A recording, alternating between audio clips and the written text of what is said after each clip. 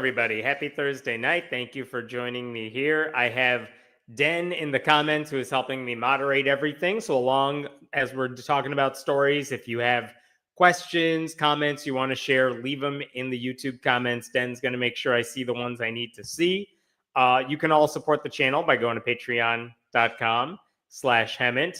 And please go now, friendlyatheist.com, and just subscribe. You could do it for free. You can give money, whatever you want to do. We have so many things to talk about. I wanted to start off with something a little random before I get into news stories. And it has to do with this video that I saw making the rounds everywhere. So, this is a video that is posted by a YouTube company called Jubilee. And they get a lot of hits whenever they do these videos where they have one person who is like the center point, and then they invite a horde of like 20, 25 people to come debate them about the thing they are supposedly an expert in. And this week they posted this video of crazy, kooky professor from Canada, Jordan Peterson, who is like this right-wing insane person, versus 20 atheists. I believe the video was actually called One Christian versus 20 Atheists. And then in the video, Jordan Peterson takes offense when one of the atheist debaters is like, "You're a Christian." He's like, "I'm not a Christian." And this is news to a lot of people because Jordan Peterson is exactly the sort of person who regularly talks about religion. So that's weird. But then they changed the title. So it's now just Jordan Peterson versus 20 Atheists. As one of the commenters is saying, I could not watch this because I have no desire to watch a 90-minute video of Jordan Peterson making arguments about anything. He's not coherent. He says crazy things, and then he tries to rhetorically beat you into submission, even though he doesn't know what he's talking about. And kudos to some of those atheists who I've heard from what I've read about what that video showed, and I've seen some short clips online. They did a nice job of pushing back on what he was saying, so kudos to them. Hats off for taking part in that and doing that. But I don't need to watch Jordan Peterson talking for 90 minutes. I did want to point out one thing, though, that I thought viewers of this live stream would get a kick out of that I have not shared with anybody, which is that about 2 months ago, I get an email. And I wanted to share this email with you because, again, maybe you'd get a kick out of this. This is from March. Someone hit me up on the gram. I'm a casting associate producer at Jubilee Media. We are casting for this upcoming production of our series, One Christian versus 25 Atheists. Do you want to are you interested in taking part in this? I would obviously be one of the many atheists asking questions to whoever this Christian was that they wanted to bring. And then they have a copy-pasted thing of how the format works. And they say, we're shooting this in LA on Sunday, April 6th. Looking forward to hearing back. I thought about that for a second. I'm like, I'm kind of amused by the very premise of this. And I have seen other people doing this. I think Alex O'Connor, who does a lot of atheist videos on this, he was like the one atheist versus like 20 Christians. I've seen versions of this online. I'm like, oh, I know what you're trying to do. And I get the game you're playing here, but also I don't live in Los Angeles. I live in the Midwest. And I told them as much. I'm like, listen, if you want to fly me out, I'll absolutely consider it. And of course, they never responded back to me. But I didn't know which atheists they were going to bring on for this. Were they random? Did they have any sort of footprint in the world we're in? And I definitely did not know who the Christian would be. And now watching this video this week, and I want to go back to this for a second. This video came out May 25th, the one with Jordan Peterson, and it already has like 4.5 million views. So it's gone viral, which is exactly what the company wanted. But I realized, I missed the opportunity to basically yell at Jordan Peterson and tell him he's wrong about everything. Which, too bad. I missed my opportunity, but at the same time, it's not like he was going to listen. So I don't know. I only found out this week. I saw that video. I'm like, wait a minute. They asked me to participate in this, didn't they? And now I found the email and I was amused. Anyway, I don't know if you have thoughts on the video because you've seen it. I'm very curious if you think it was worth the atheist time to participate in a debate where the one dude at the center of it is so not interested in anything you have to say. Because, you know, it's one of those, it's the reason I don't like most cable news shows. Because when you just have a panel of a couple of people and all they know is limited amount of time, I just got to yell at the other person, get my soundbite in there. It's not fun to watch. I don't think you go into that thinking you're going to change anyone's mind. And this is the reason I don't personally like doing debates either. I don't like doing a debate if it's all performative and it's for the audience. There's value to that. Dillahunty does it. He's great at it. But I feel like it's futile if the person I am talking to is so not interested in changing their position. And to be honest, I don't know that anything this person says is going to change my views. So I don't like doing debates for that reason. But anyway, I thought you'd get a kick out of that. And I don't know. Did I dodge a bullet? Maybe. Anyway, let's get to the actual stuff. I don't know if you have questions on that, but otherwise I'll just go ahead and get started with the stuff I had. Let's talk about this high school. Okay. I think most of you know that I have some background in coaching, participating in doing theater. So this one hits close to home for a bunch of reasons.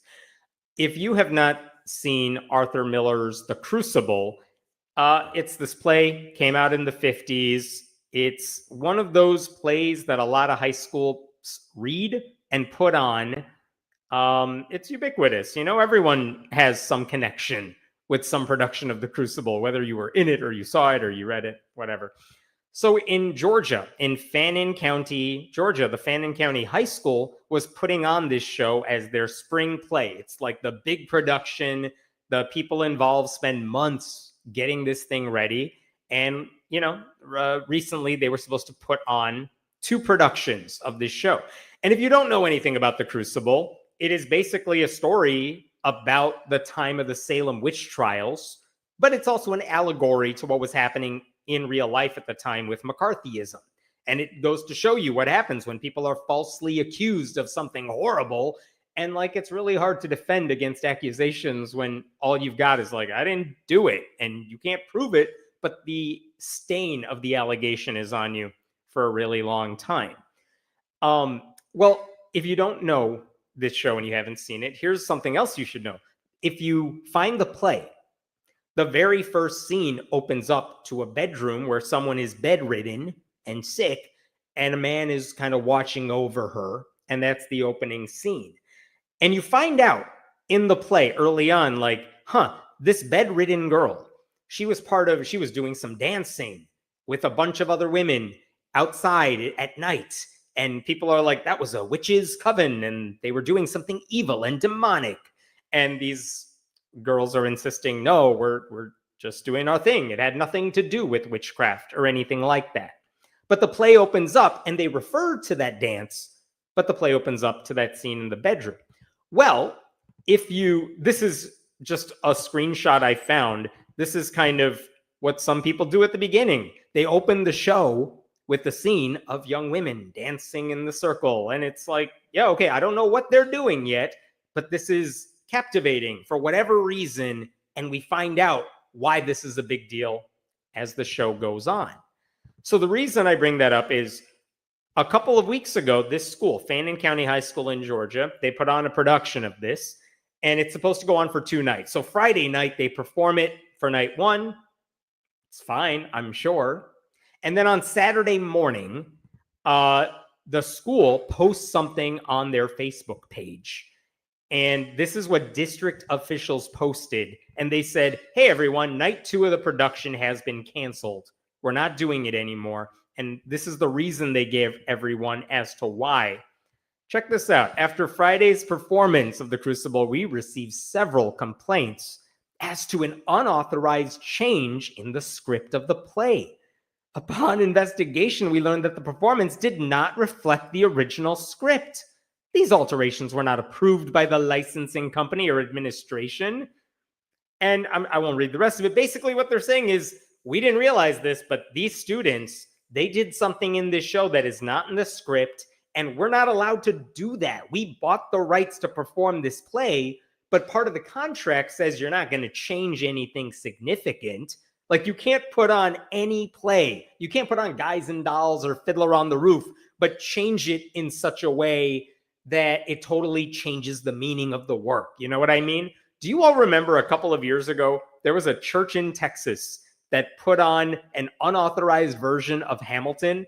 Like, they must have spent months working on this thing because it looked and sounded and the costumes were like perfect. They had a stage with the moving circular prop thing that moves you around. It was pretty incredible and very costly. It must have been. But one, Hamilton's not available for other people to perform yet. So where the hell did they get all the scripts and songs and all of that? Where did they get that from? But the second thing that was a big deal is they added Jesus to the performance in many different spots. And the thing is, it was illegal for them to do, even if they did it right, the way it was intended. But two, they made changes to the script that changed the meaning of the play. So on both of those counts, that thing was shut down quickly. But this high school, again, what is this school saying? They're saying this isn't that big of a deal, right? Like, this high school is saying these kids made changes to the production that are not authorized, and we would get in trouble for that. So the last sentence here, the second performance of the Crucible could not occur because we were no longer covered by a copyright agreement. And they say, look, at the contract says you can't make any changes, blah, blah, blah.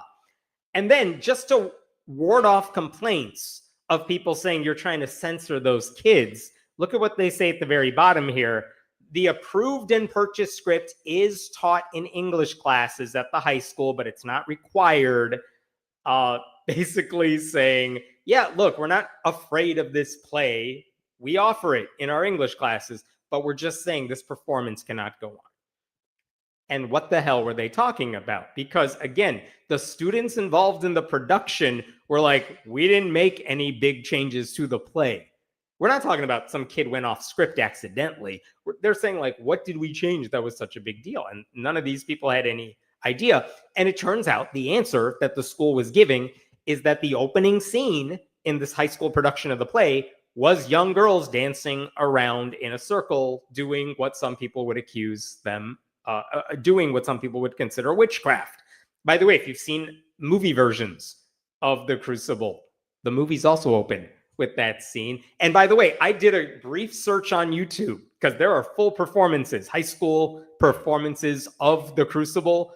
They're on YouTube. I found at least 6 and that was with 5 minutes. And then I'm like, I made my point. I'm done. That open their productions with the dancing. So it's not weird, even if it's not in the script, because they're not talking. They're interpreting what the play is. It gives people something to draw the audience into the production, and then you're going to explain it later on. So clearly, it's never been a problem anytime anyone else has opened the show with that particular scene. It's referred to in the dialogue. It's not a big deal that they added that in. Again, bottom line is this was an interpretive choice. It's not a big deal. Right? And it's not a unique decision because plenty of people do this. So that means there are 3 big problems with what the district said. Number 1 is that it seems like Broadway Licensing, the company that owns the rights to The Crucible, they did not see this as a problem, at least not when everyone else did their productions of it. In fact, there was a video posted online by the mother of one of the actors in the show where she called Broadway Licensing. And it's a long conversation, but basically the person on the other end of the line is, hey, is this thing about Georgia? Because we've been getting a lot of calls about that today. And this mother's like, yeah, it is. And the person on the other end of the line, who is just a staffer, maybe they don't have theater experience necessarily, but they're listening to the mother explain what happened in the show. And the staffer's basically saying, that doesn't sound like a violation, but I don't make the final call on this thing. But also, the staffer said, if there were any concerns, the company would have warned the director in advance. It seems kind of weird that they would take the nuclear option of shutting down a high school production of The Crucible between nights 1 and 2. Like, this is not the Broadway version of it where they might be paying attention to what changes are made in the script. It's a high school show. Literally, no one outside the high school is paying attention to it. No offense to those students. You know what I mean? So even the company was like, this seems kind of far-fetched. The second problem with the school's statement is that if the school had a problem with the dancing scene, couldn't you just remove it from the play? They actually, a local news team asked students about that. Check out this statement from a news report.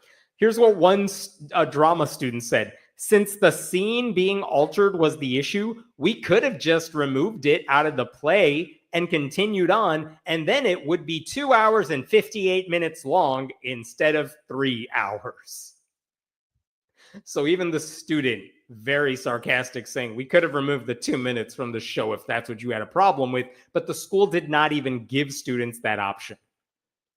Third problem with the school's statement is that they made no reference, nothing. There was no mention of how the director of the show was removed from her position about 2 weeks before the performance went on.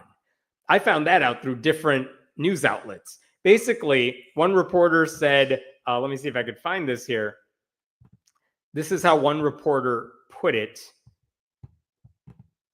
Here we go. It is important to note that the production was proceeding without the supervision of the drama teacher at the high school who had departed 2 weeks earlier. Some said sorry, I said she earlier. Some said he was forced to resign. Others said fired, leaving the students to complete work on the show themselves. So I don't know what that is all about, but that means the students went without an adult director for the last 2 weeks, which are the busiest 2 weeks of their rehearsal schedule. And look at the very end of this paragraph, though. The remaining rehearsals with the purportedly offending staging of the dance had been repeatedly performed with administrative personnel present in a supervisory role. So for whatever reason, the drama supervisor, the director of the show, was no longer with the production for reasons unknown. So like the principal or an assistant principal or someone like that was just watching over while a student director took over the show and they finished their rehearsals. That means they performed this dance scene many times over, and no one in administration said anything until after the play went on stage. So that's the other thing that seems like a weird thing not to bring up, right? Just, it's so strange. So the school canceled the entire production, despite months of preparation by the students and the crew members and plenty of time for administrators to resolve their copyright problems, if there were any, which there were not. I heard various reports that the students performed the second night of the show at a different venue, like a local theater said, come do it here, which sounds great.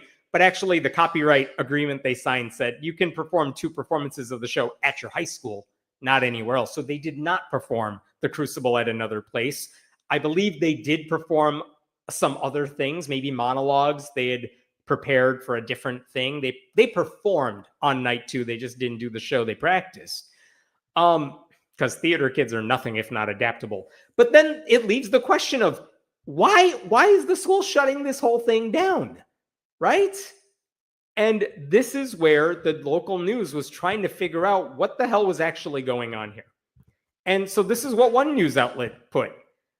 They spoke to one of the students in the show.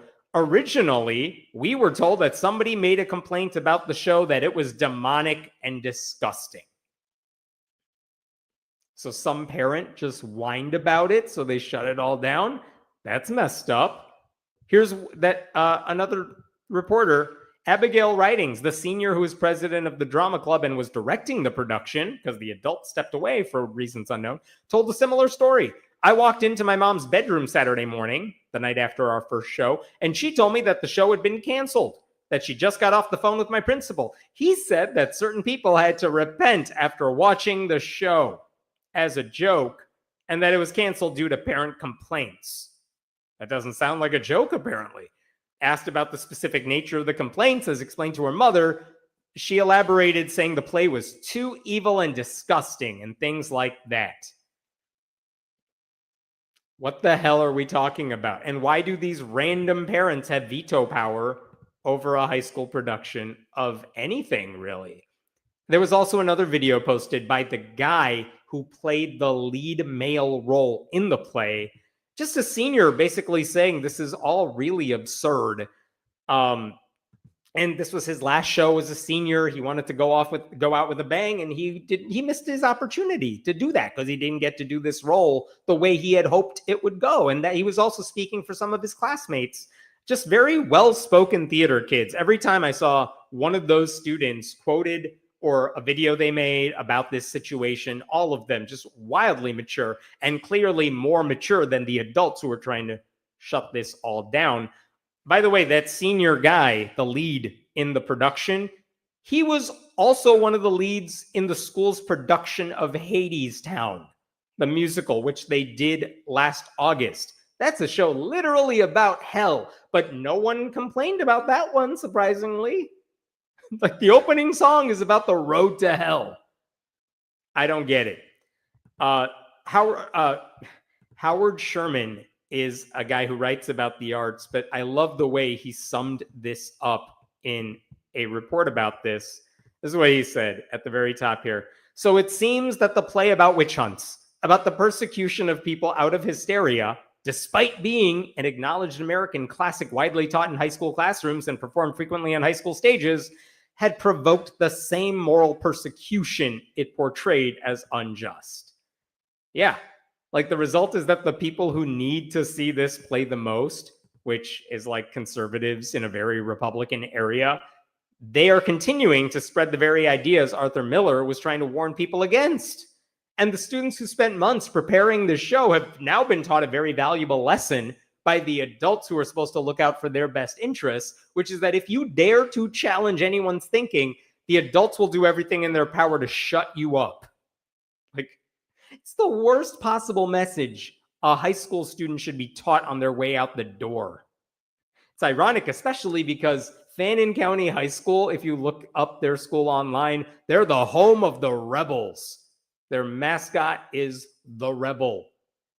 And here are some kids apparently doing something rebellious, and the school's like, stop it.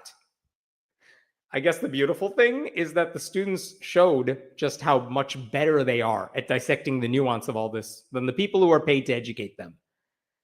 I'll leave you with one last thing, because I went on a search on Broadway licensing site. If you go to the company's website that owns the copyright to the Crucible, it's Broadway licensing. You could see it in the upper left of your screen. And they own a subsidiary, Dramatists Play Service. They also have this other play that people can buy the rights to if they want to perform it. And it's called Kingdom City. And if you look at the description, look at this. When displaced New York director finds herself in Kingdom City, Missouri, she reluctantly agrees to direct a high school production of The Crucible. As the play unlocks the students' dark secrets, a local youth minister threatens to cancel the play, creating a firestorm in this small conservative town. Inspired by actual events that occurred in 2006, this play strives to present an even-handed examination of the fears and concerns that arise when the welfare of children is at stake. And I'm just saying, if this school is looking for a production to put on next year, you might want to try that one, because it seems like it would be a documentary at this point. So anyway, I'm going to pause there. I'll take any questions you have before I move on to another story. Isn't that wild? It's a great production, plus it's socially relevant. So of course I can see where this is going. So true. And this is true about anything that actually depicts like metaphorical witch hunts in whatever way you want to do it, whether it's like the Laramie Project about an anti-gay hate crime. That one gets shut down repeatedly. Like, I know we talk a lot about censorship of books, but there is also a very serious concern people should have about the censorship of theater that is going on at a lot of high schools across the country too, because for the same reasons you see books getting banned by right-wing zealots, they're going after high school productions too, because what's art? What is theater? It's a way to challenge your thinking in a really entertaining way. And challenging people's thinking is not what a lot of these people want to do. You can't tell kids they can't dance. Did you learn nothing from Footloose?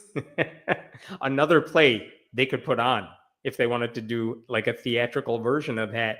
But yeah, like if you're telling kids they can't put on this show, they're going to speak out against it. And thankfully, with social media, they have more ways of speaking out about this than ever before. So even if the play does not go on, those students are getting the last word on this in some ways.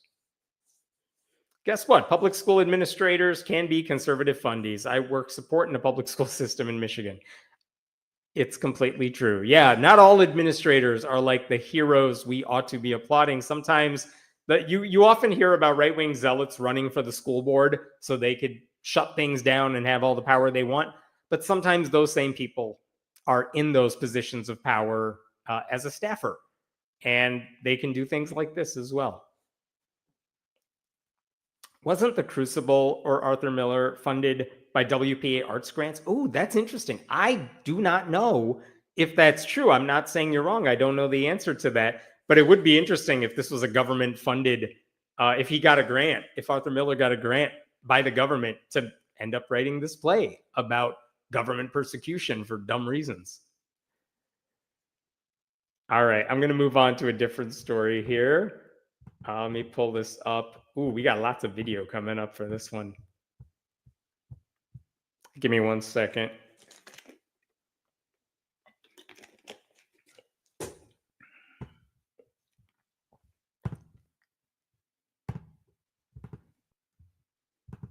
It is nice to close Jordan Peterson out of my tabs. All right. Let's talk about what's happening in Texas, because they are currently on the verge of passing a law that would force the 10 Commandments into every classroom in the state. They want to put the King James version of the 10 Commandments in every classroom. And this is the bill that they are about to pass. You can see the highlight at the top left. This is Senate Bill 10. Get it? Get it? Senate Bill 10 for the 10 Commandments. And you can see this at the bottom on the far left. You see the letter H. That means it made its way through the state house. It passed. It made its way through the state Senate. That passed. There was a little change made. It went back to the House. Basically, we are one governor's signature away from this thing becoming a law. And what does this bill actually say? You could see it right here. I'll jump to the relevant sections here, but look at the top. A public elementary or secondary school shall, like they have to, display in a conspicuous place in each classroom of the school a durable poster or framed copy of the 10 Commandments. And it has to do all the following. Number one here, it has to include only the text of the 10 Commandments, no slogans, nothing else at the bottom. It has to be a size and font and typeface that is legible to a person with average vision. So no doing this in like size 6 font if you're trying to be sneaky. The poster has to be 16 inches wide and 20 inches tall. And then it has to read as follows. And they give you exactly what it has to say, which is weird because different Christians have different translations of the commandments. They don't all believe it written this way in this order, but this is the KJV version of it. And after all that, it says, if you don't include a poster or framed copy, guess what? Look at line 16. You have to accept any offer of a privately donated poster or framed copy as long as it meets all the requirements and doesn't include any other weird stuff. And what else does it say? If you don't have a poster, you can also buy one. Look at line 27, using district funds. So this is where your taxpayer money is going. Schools can buy posters of the 10 Commandments using taxpayer dollars meant to educate children. There's also one amendment here. Look at that was added. This is line 3. If you get sued over this, the Attorney General shall defend any school that basically gets sued for following this law. And if you lose, look at line 7, the state is liable for the expenses, costs, judgments, settlements arising out of the representation. So they are using the Attorney General to defend any lawsuits about this. And if the state of Texas or if a school district loses that lawsuit, Texas taxpayers are on the hook, not anyone else. right? So that's what this law does. This is what Texas is about to pass. It's a dumb idea, right? Like, it's a horrible idea. The reason I want to bring this up is not just to say this is happening. Abbott's going to sign this bill probably this weekend or something. But also, I wanted to show you how one Democrat in the Texas legislature did everything he could to try to highlight why this bill is dumb. And I'm going to get to that in a second. Just a couple things about this. They tried to pass this bill like 2 years ago, and it passed the state Senate. It did not make it to a final vote in the state House. Now, I don't remember why it didn't get to a final vote in the state House. Maybe it's because they had other priorities. They really wanted to like hurt trans kids or something that year. I don't remember. But it didn't get to a vote, even if it would have passed. This time around, the Republicans just passed it without really much thought. There was a letter that was sent to lawmakers right here. It was sent March 18th. And it was a letter signed by like 150 Christian and Jewish leaders telling them, look at that last line in paragraph 1 right above me. We believe this legislation is a misguided effort that undermines the faith and freedom we cherish. And they make their case as to why you don't put the 10 Commandments. But just look at this. How many people signed this letter? Look at how many pages this goes on for. All those Texas lawmakers just ignored all of this because, again, none of these people are real Christians, right? They're all fake ones, pretending. Some of them are women. So, of course, they're not interested in listening to this. Now, as I know some of you know, Louisiana has already passed a law requiring classrooms to post the 10 Commandments. They got sued over it, and a judge said, yeah, this is totally unconstitutional, and he struck down that law. The state has appealed. We're still waiting for the results of that appeal. A couple weeks ago, Arkansas passed its own version of this bill. No lawsuits have been filed yet, maybe because school is no longer in session, and maybe they'll get around to it soon, but Arkansas passed this bill too. Texas, however, would be the largest and most influential state to get this one on the books. I'll move on in a second, but just to rehash, why is it wrong to put the 10 Commandments in a classroom wall? Just to rehash some common arguments. It's weird that the same people who do not want high schoolers learning about sex, systemic racism, the existence of LGBTQ people, they have very specific things. They want kindergartners to know about adultery and their neighbors' maidservants. And if you're a kid and you're wondering, hey, teacher, what is adultery? Good luck to you, because sex education is not required in Texas. Also, the list doesn't solve anything. It doesn't solve any problems. If you're worried about like school shootings, notice Texas lawmakers, Texas Republicans are not trying to do any sort of gun safety measures. They don't care about that. No school shooter has ever thought about doing something horrible and then thought, oh, wait, God said thou shalt not kill. Let me turn around and get out of this school in Uvalde. Never happened. The idea that someone's going to see thou shalt not kill and then that'll trigger something is some fantasy that doesn't make any sense. And if you need a sign to tell you not to hurt other people, you've got bigger issues. It would be great if those students could see a mental health professional, but guess what in Texas? In Texas, they want those mental health professionals replaced by Christian chaplains. So that's no good. And obviously, a whole bunch of the commandments have nothing to do with morality or ethics. They're just about promoting religion because they're rules against believing in false gods and not making graven images, like, say, a 10 Commandments poster that you got to worship in class. And you can't take God's name in vain, and you got to keep the Sabbath day holy. Those don't have anything to do with anything. So what the hell? George Carlin has done the famous bit about why the commandments could be whittled down to 2, right? So the thing I wanted to show you, though, there is a Democratic lawmaker. His name is James Tallarico. He is a Democrat. He's a former middle school teacher. He also sits on the House Public Education Committee. And this bill came up in his committee about a month ago.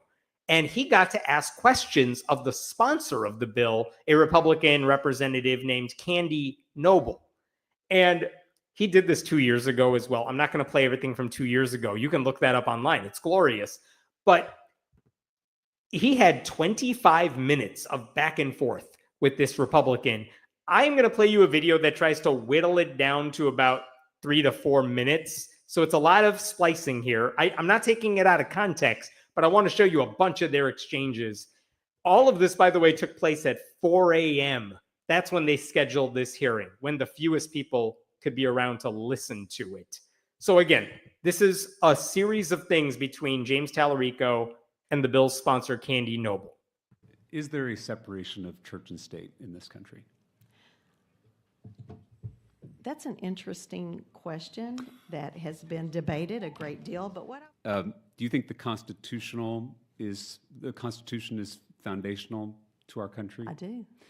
I believe all of those are foundational to our, and I've loved visiting them in the archives in Washington, D.C. I guess what I'm trying to figure out, if that's the most foundational document, why doesn't your bill mandate that the Constitution be posted in every classroom? If you want to carry that bill, you can. I'm carrying the bill that I chose to carry. Yeah, and I'm not interested in micromanaging what posters are put up in classrooms, which is why I would never carry a bill like this. But I'm asking why, since you are in the business of deciding what posters are up in a classroom and which ones aren't, why is the Constitution not taking that prime spot because it's the most foundational document?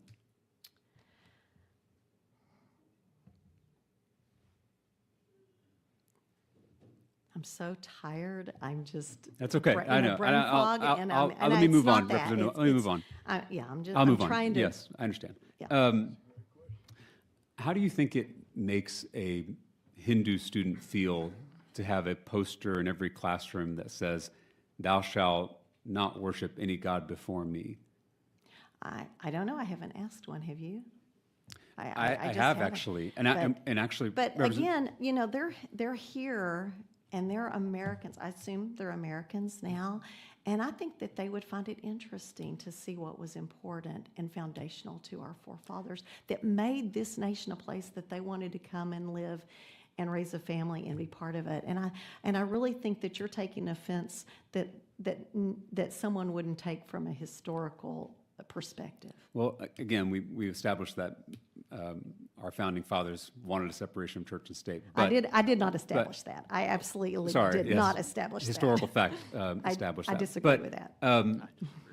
I do want to point out one thing to you, though, that I just learned about. Did you know that we have faith-based prisons that prisoners can choose here in Texas? And did you know that the recidivism rate in a regular prison is 68%, but the recidivism rate in a faith-based prison is 8%?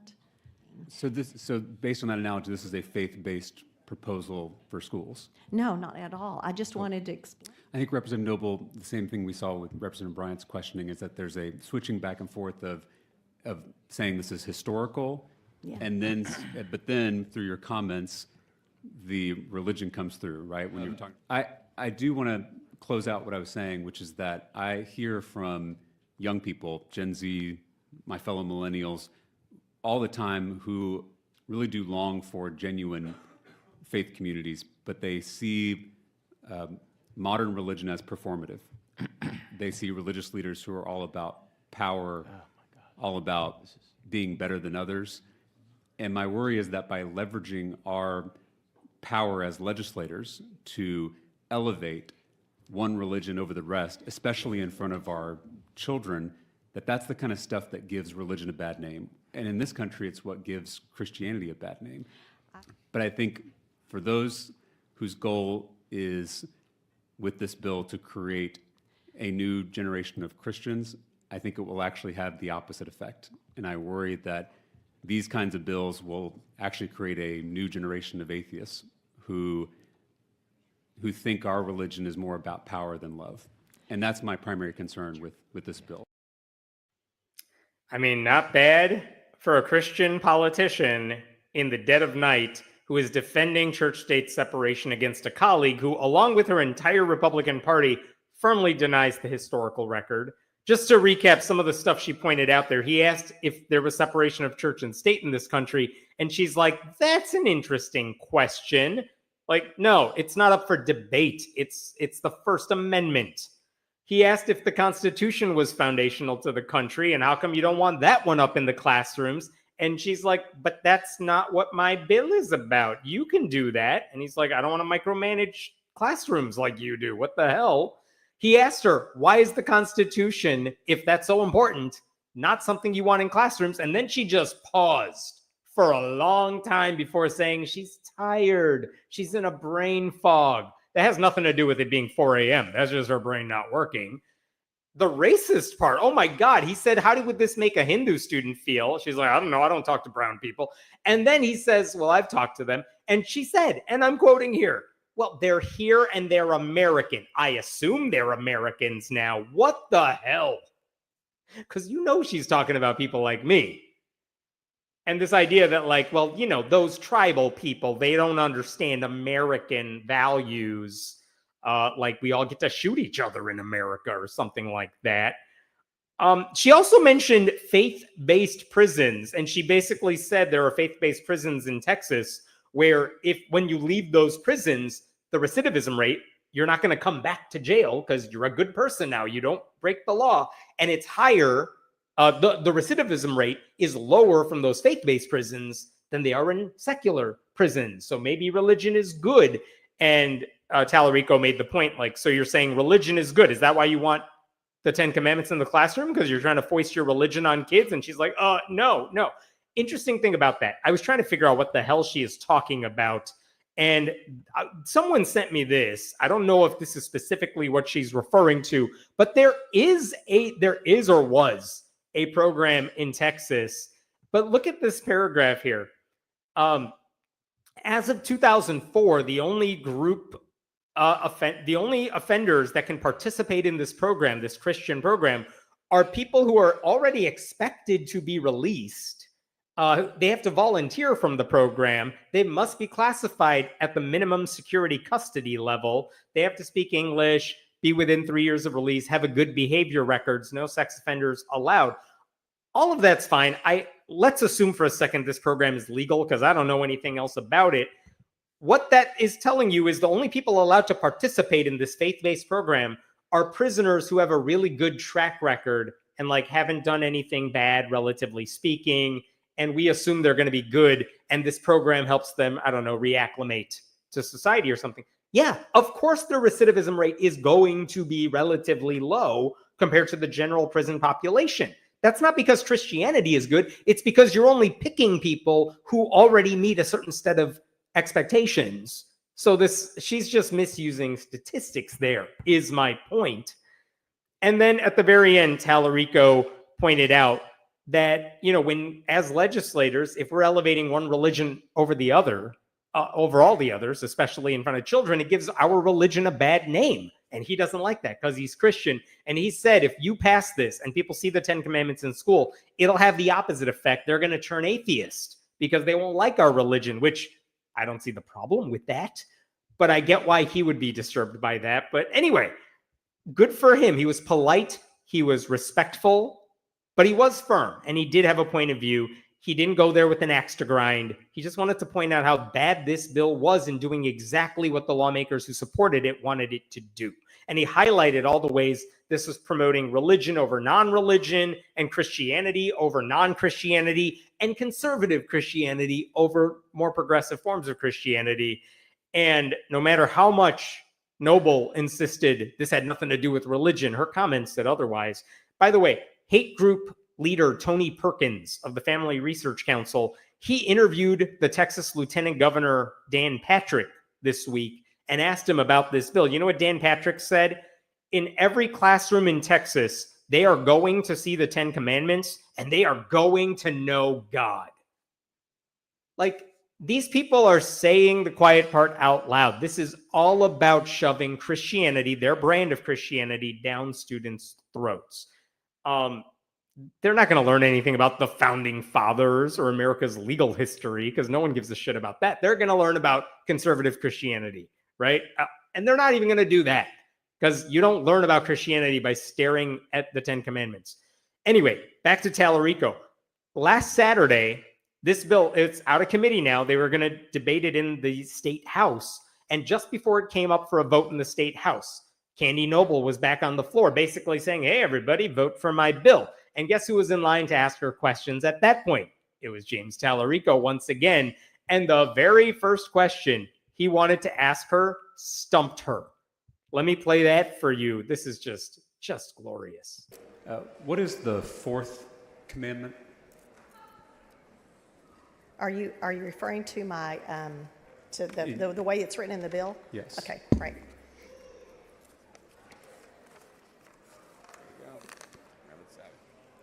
Keep the Sabbath. It's about us being here on Saturday. Is that ironic or what? So what does it mean to keep the Sabbath holy? Well, I think it's. You want to get into theology here? I'd love to, if you'd like to. I think it's really important that we take a day of rest. I think God, who founded the world, didn't need rest, and yet He took a day of rest after He did creation, and I think He was a good example to us to take a day of rest, and that is enshrined in our rules, in our Constitution, where it says accepting Sunday in our very early documents as a nation. And so part of keeping the Sabbath holy is not working on the Sabbath? And what is a day of rest. The Ten Commandments come from Judaism. What day is the Jewish Sabbath? It is on Saturday. And what day is it today? It is Saturday. Here we are. The Christian Sabbath is what day? Sunday, in honor of the day that Jesus rose from the dead. And we're scheduled to give this bill a final vote on what day of the week? It's ironic, isn't it?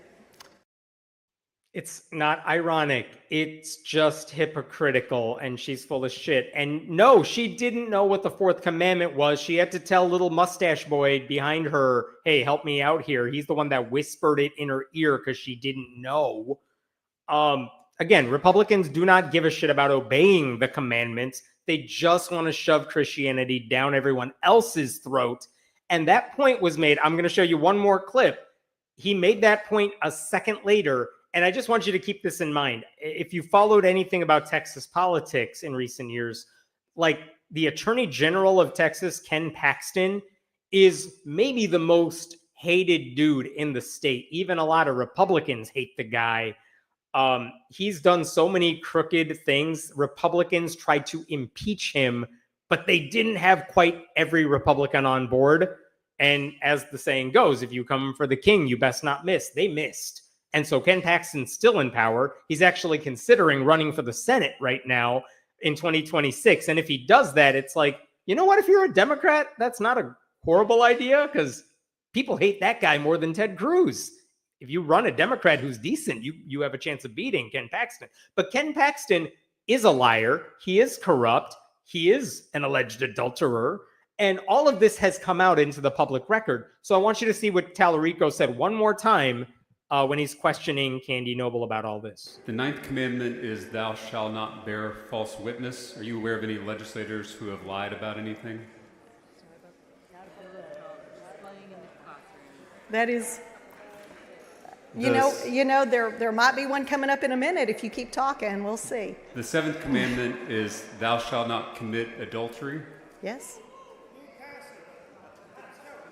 Do you think that members of the legislature should focus more on trying to follow the Ten Commandments rather than telling others to follow them? Maybe they didn't have them posted. It is incumbent on all of us to follow God's law, and I think that we would be better off if we did. Again, none of these people actually care. They voted for Donald Trump, a guy who has broken pretty much every commandment all the time. They do not care about the Ten Commandments. I did appreciate what Congressman Jamie Raskin said when he was following this story. These legislators should be forced to vote on each commandment separately, not an omnibus package. And no one should be allowed to vote for a commandment they violated lest they violate the third commandment. Or, they should respect the Establishment Clause and get back to work. I like that idea, though. You can't vote for this bill if you violated the Ten Commandments, because, again, they don't care. I'm not going to play you everything he did, but James Tallarico did all this. He said this and more 2 years ago, highlighting the hypocrisy. I think I made a video about it on this channel, but it's kind of funny to me that he brought up many of the same points 2 years ago to the very same person sponsoring the bill now, and she learned absolutely nothing in the 2 years between then and now. He asked her the same questions, calling out the same hypocrisies, and she still looked like a deer caught in headlights every single time.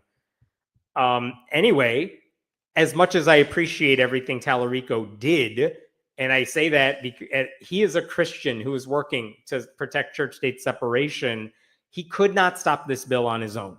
Republicans and a handful of Democrats voted to pass this thing, and it looks like Greg Abbott will sign it into law. Two quick things about that. One is that today, as I'm making this video, a coalition of church-state separation groups announced that if and when Greg Abbott signs this bill into law, they will file a lawsuit to put a stop to it before the next school year begins. Like, they're going to file the lawsuit, and we'll see what happens after that. And again, I don't know if that's necessarily a good or bad thing, because if you file a federal lawsuit, I don't necessarily want this going to the Supreme Court, where the right-wing justices might say, it's tradition. They'll lie. I mean, it's not tradition, but that might end badly. There's one other thing I wanted to show you, which is there is a way to push back against this bill that involves malicious compliance.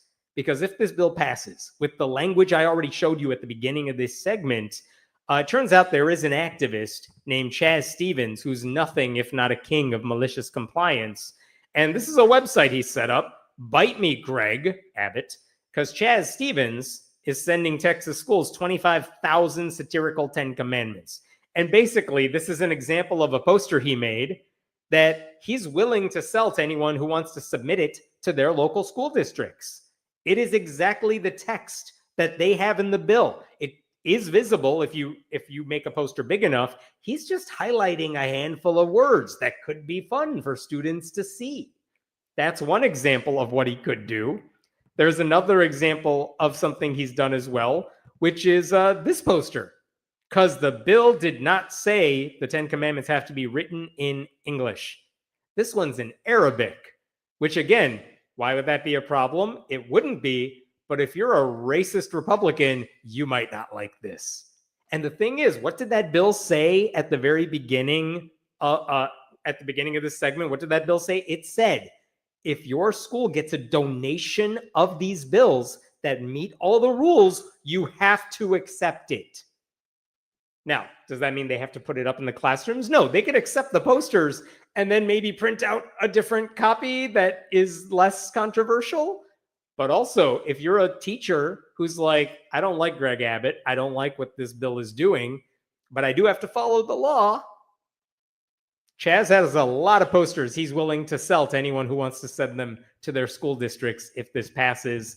And, you know, you got to love it. It's great.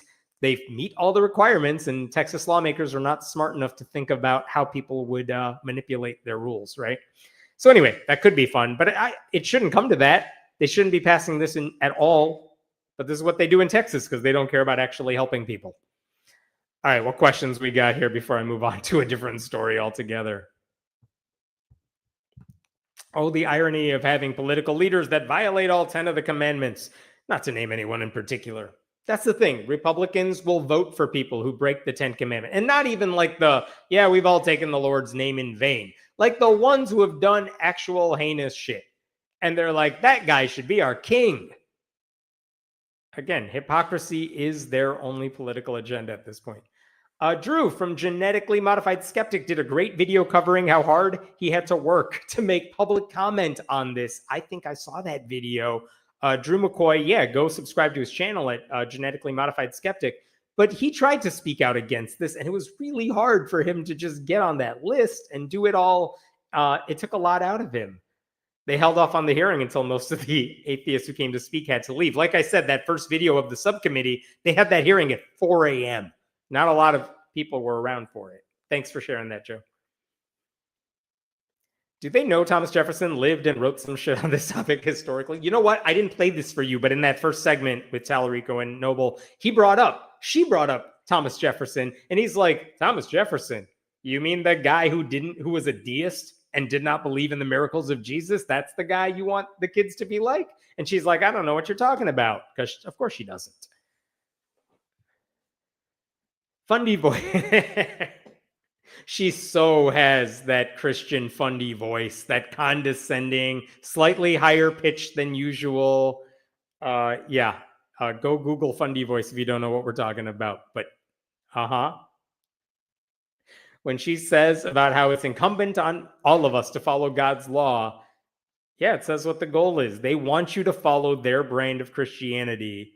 And again, if they wanted to put up a sign that said, thou shalt not kill and steal, we would be having a very different conversation. But that's not what they're interested in. They want to put their religious rules up for everybody. Are these stories a mix between local and sometimes national? That's a good question.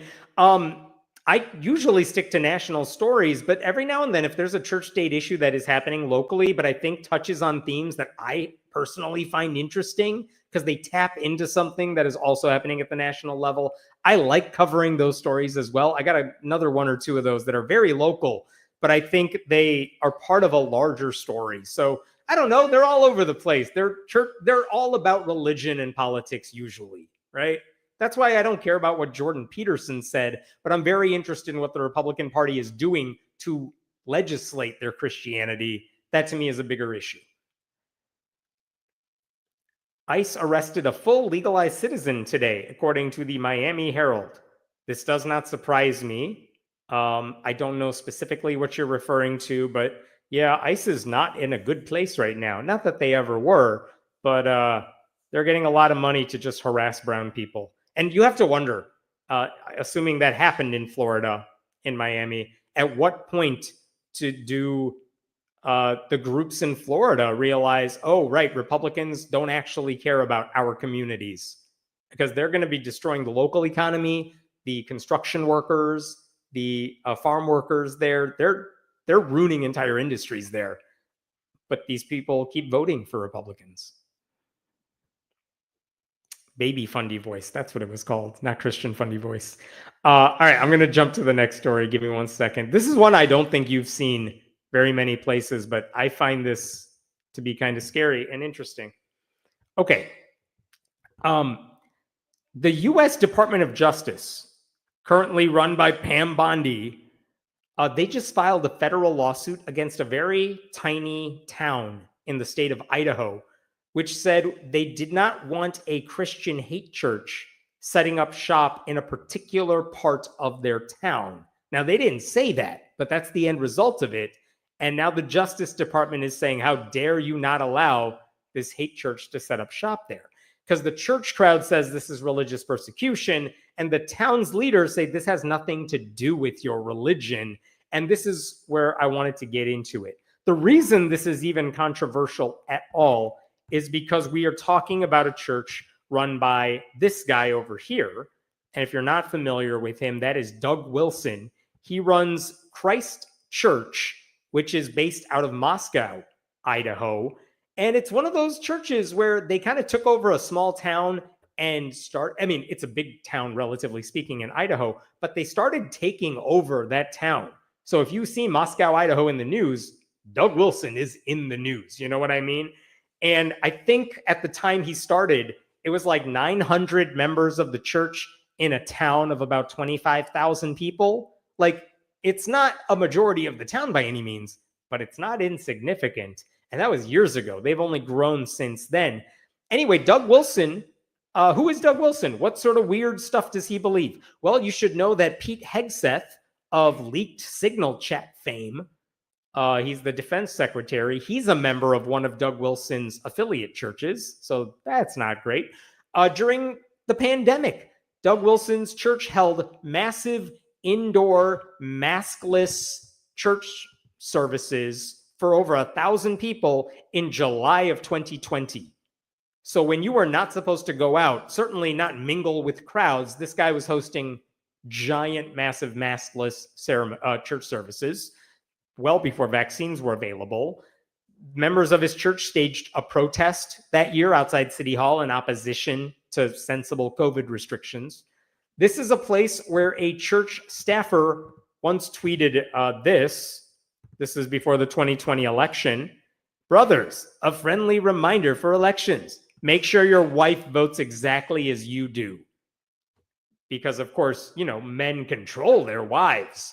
And part of me is like, well, why wouldn't your wife vote the way you do? Surely you and your wife share the same values, but that's not what he's getting at. He's very much a, hey, whip your woman in shape and make sure she votes the way you tell her to vote. That's what he's going for. Wilson has also said that allowing women to vote means taking it away from families. Because some women, if they don't vote the way you're supposed to vote, you're actually hurting a different family that might want to vote for someone, like a Republican. Also, what else? A Vice article about the church's inner workings found that, and I'm quoting here, women are told they must defer to church leaders and cannot say no to their husbands. Men are taught to strictly control their homes, and those who speak out can be isolated and harassed. Here's another thing Doug Wilson has said. This is from an actual tweet that linked to a broader story. Doug Wilson, why sodomy is worse than slavery. That is a thing he actually said once. And then here's an article Doug Wilson has posted on his website. What does this one say? Abortion is at least as great an evil for Black culture as slavery was. Yeah, and he's the expert in knowing what Black people went through with slavery. Mother Jones has also said, this is from just like a week or two ago. Just read the first paragraph right here. This is from this month. Doug Wilson made a big announcement. In July, his church will be opening a branch in Washington, D.C., just blocks away from the U.S. Capitol building. In a blog post, Wilson, a self-proclaimed Christian nationalist, wrote that he believed that the moment was right to bring his version of Christianity to the nation's capital. We believe that there will be many strategic opportunities with numerous evangelicals who will be present both in and around the Trump administration. So this guy's moving to, or he's branching out to DC to start up his church. That's Doug Wilson, and that's his church. And that's why it's kind of creepy when they want to come to your town. So he's, again, like I said, he's in Moscow, Idaho. He wanted to set up a church plant in Troy, Idaho, Troy, Troy, Idaho, which is like 15 minutes away. So that's where they hit a snag, because in September of 2022, they needed to rent out space for their church, right? They didn't have enough for a building. So they decided to rent out space in a local bar on a Sunday morning, which I don't know, that strikes me as blasphemous to some people, but whatever. I don't personally care. But they rented out space in a bar. And the next month, the city said, hey, you can't do that because this is a business district. And if you're renting out space in this part of town, you have to do it to make money for us, like taxpayers. So if you want to open up a bar, that's fine. But if you're trying to run a church in this part of town, well, you can't do that. You need permission from us. Anybody needs permission from us to use space in the business district for that. It's called a conditional use permit, CUP. And that was, that's it. You didn't go through the right channels to set up shop here. So in November, a church leader said, okay, we hear you. Check this out. I'm going to show you this. This is Google Maps right here.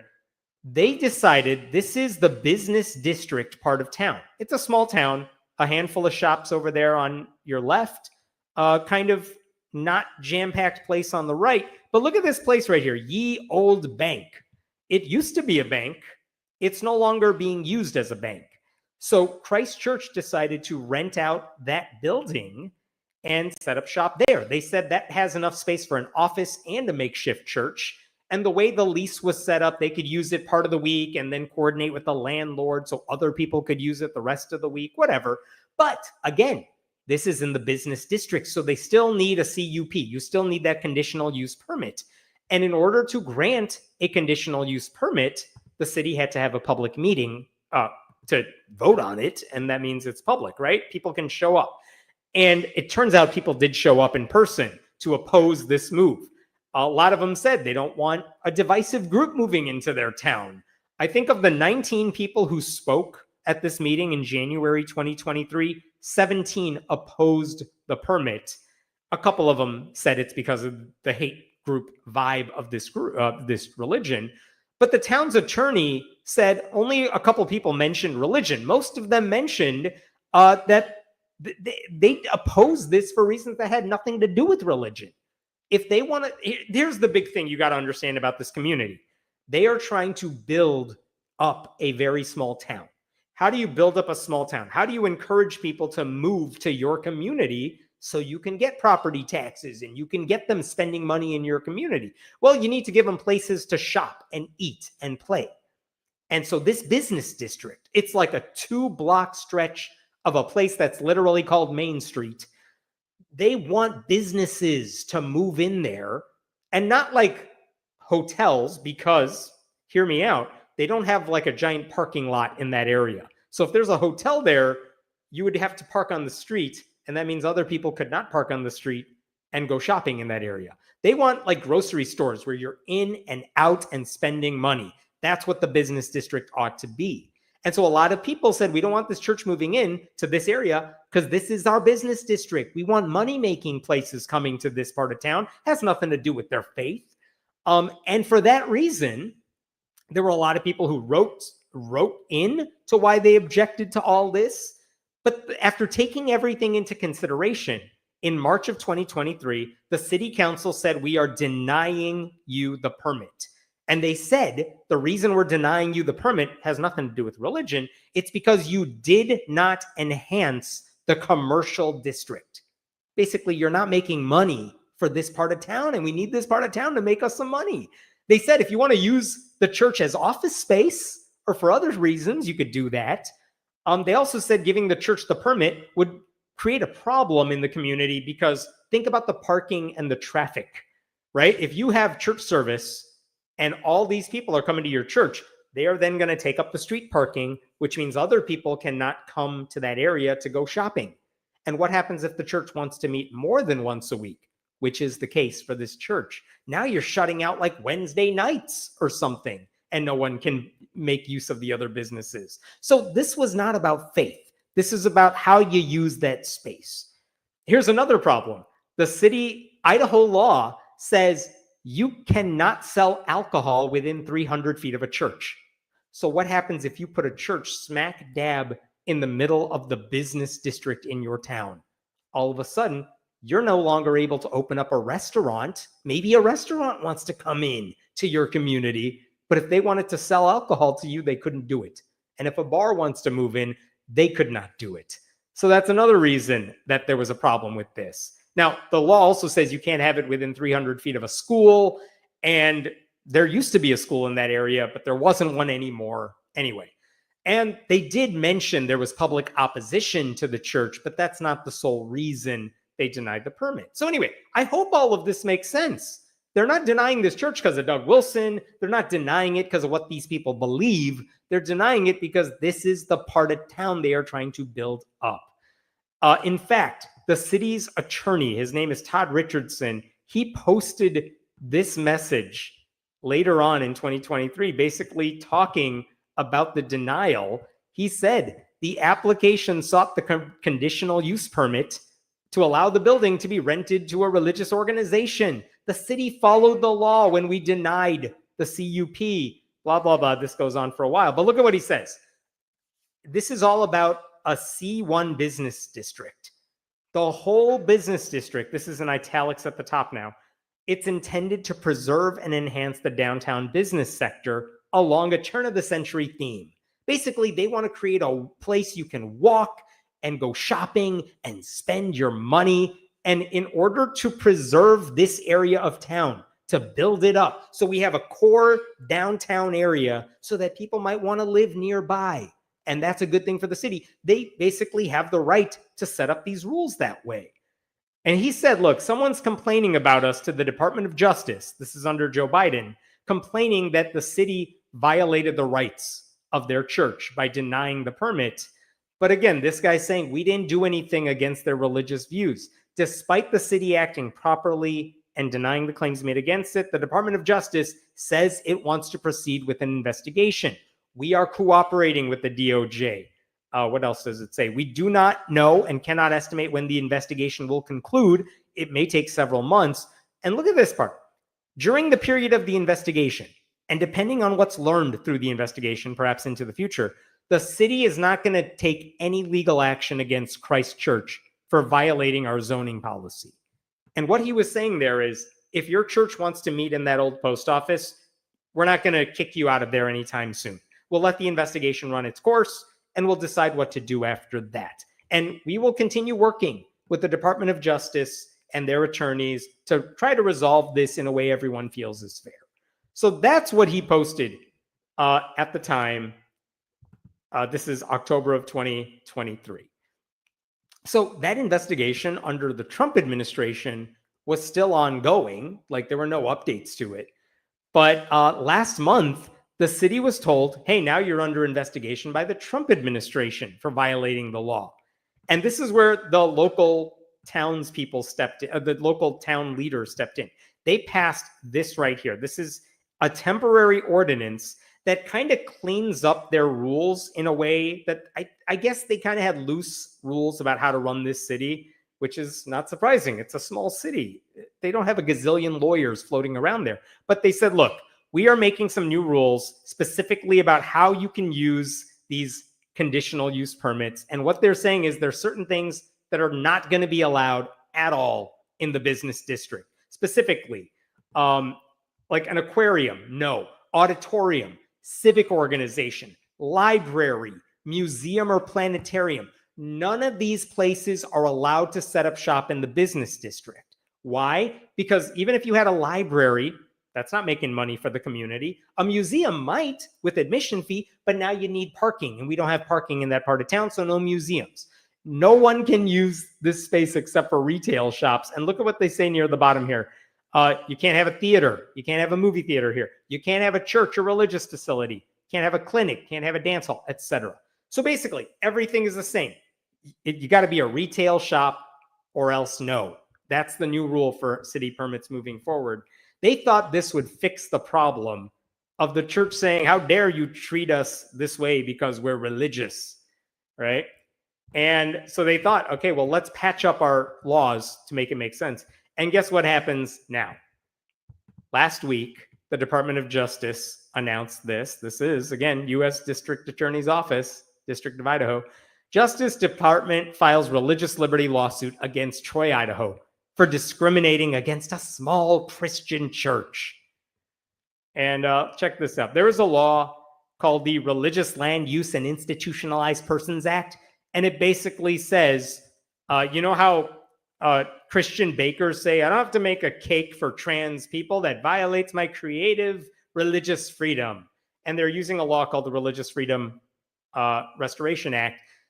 This law, our LUPA, basically says you can't discriminate against a church using like zoning laws. So it's like the zoning law version of RFRA.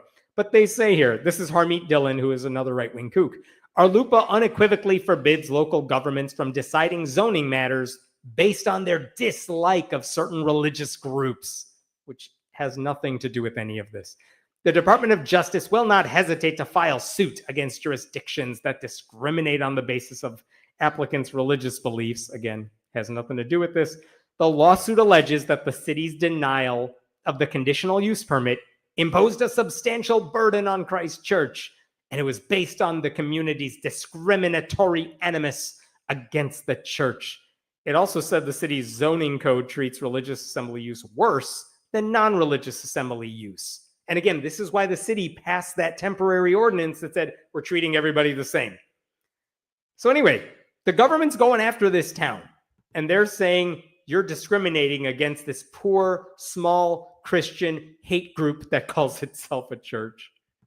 The town's lawyer responded with this on Facebook, facing off against the U.S. DOJ. Unfortunately, the facts claimed by the feds are simply wrong. I suspect this will be a fight. The town and the people of Troy are being unfairly and dishonestly characterized as fighting against a church when what they are doing is trying to preserve a 2-block business district that is to be a turn-of-the-century walking business commercial center for the town. The rest of the city is open and welcoming to any church. And that is true. If you look at the map of Troy, Idaho, there are several churches in the community. They're just not on those 2 blocks that are meant to generate revenue for that area. So I called up that dude. I called up Todd Richardson, and I'm like, what the hell is going on here? Actually, before I tell you what he told me, I did want to show you, this is what he said to a local news outlet after this was filed, because he was way more blunt to them.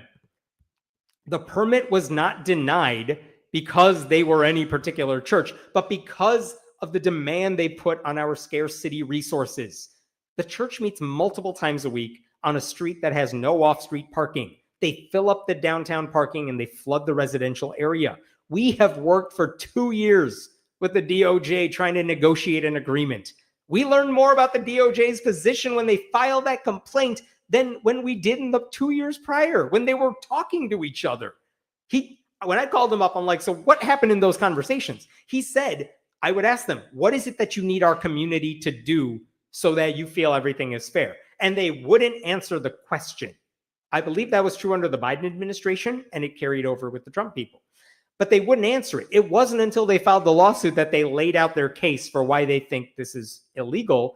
And I'm sure part of him was like, well, why didn't you just say that? We could have passed this temporary ordinance earlier if you wanted to.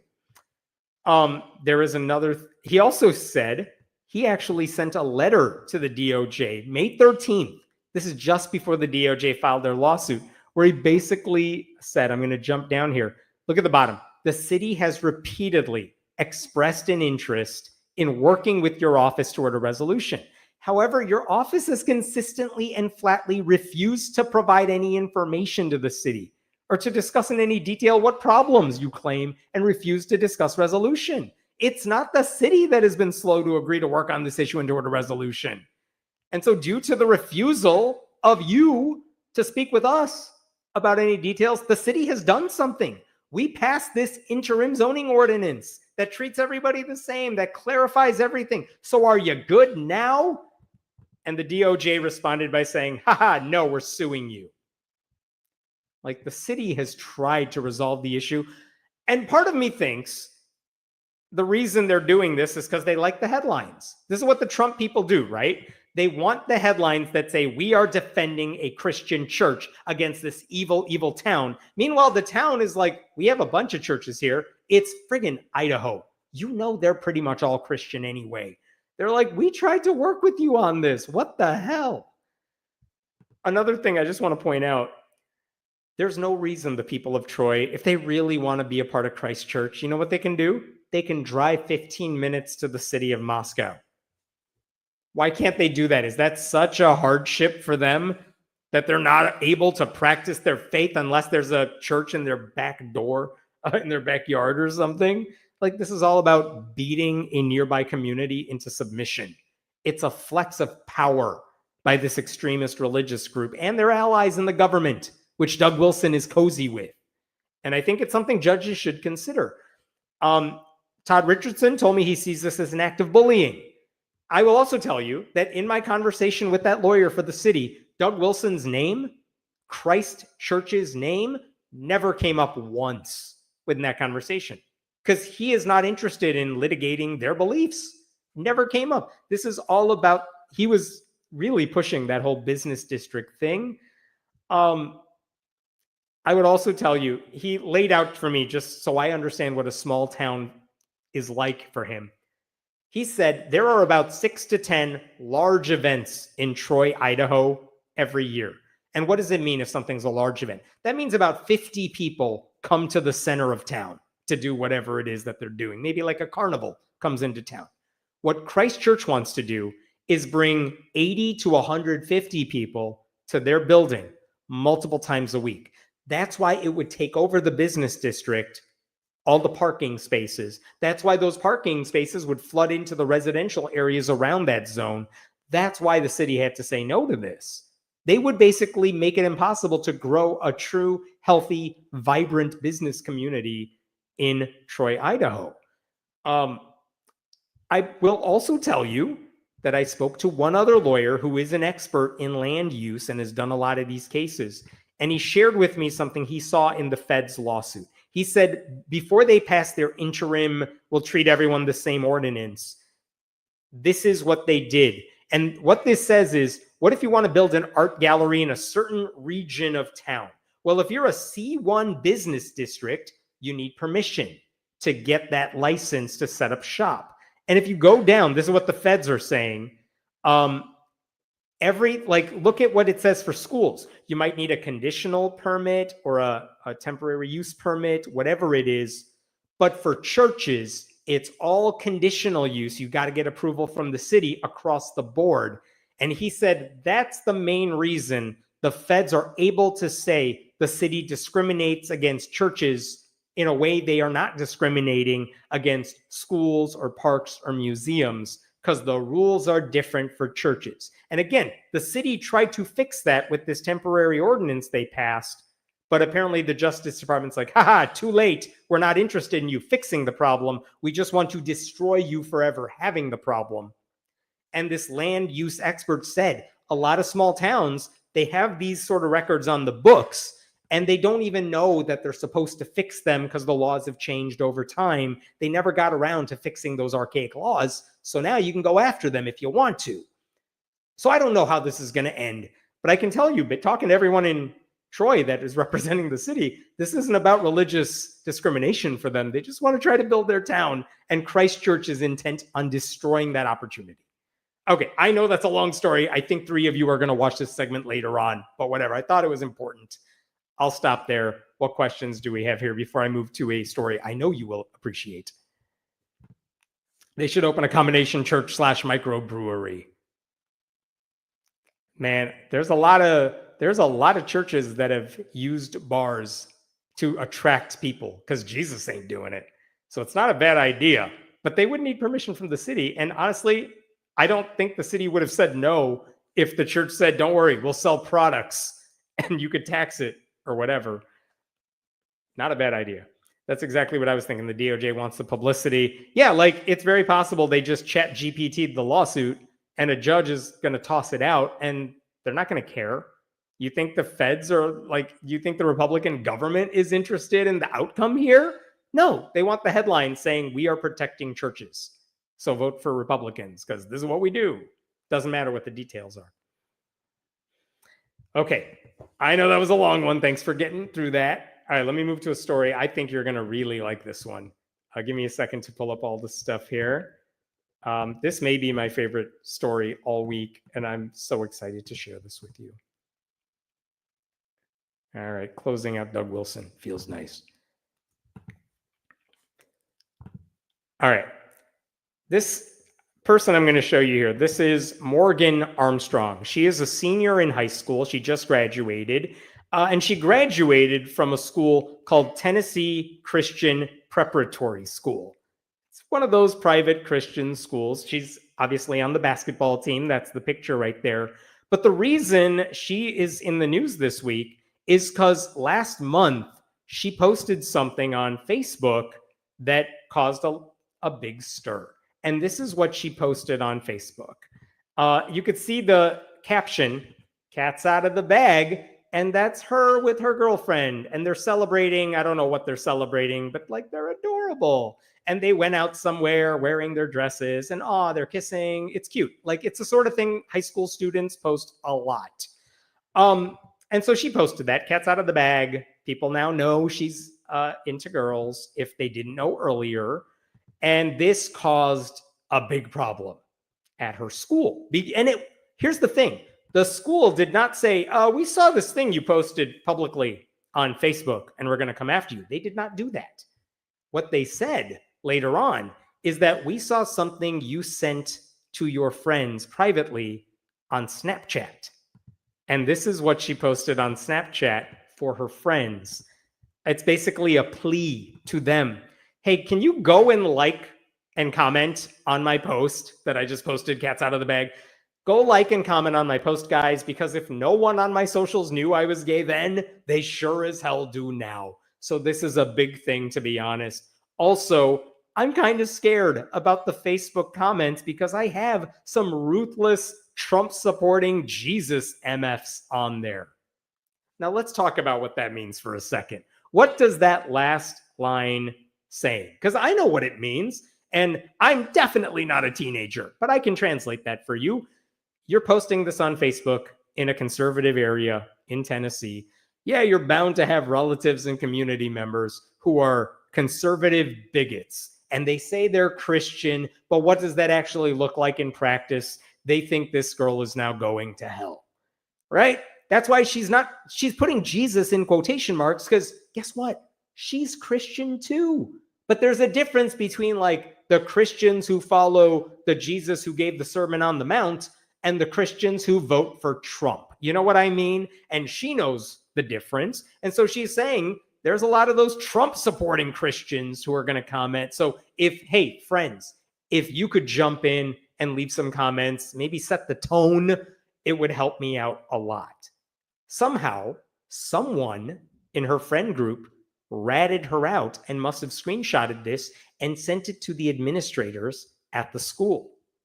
And so the school found out. So they didn't reference the pictures on Facebook. They referenced that post she made on Snapchat. And they then sent her a letter. And I guess I should show you, they have a student handbook. And this is in the school student handbook. We believe that any form of sexual immorality, including homosexual behavior, is sinful and offensive to God. So yeah, it's one of those conservative Christian schools. You can be gay, maybe, don't talk about it, but you definitely can't do any gay things.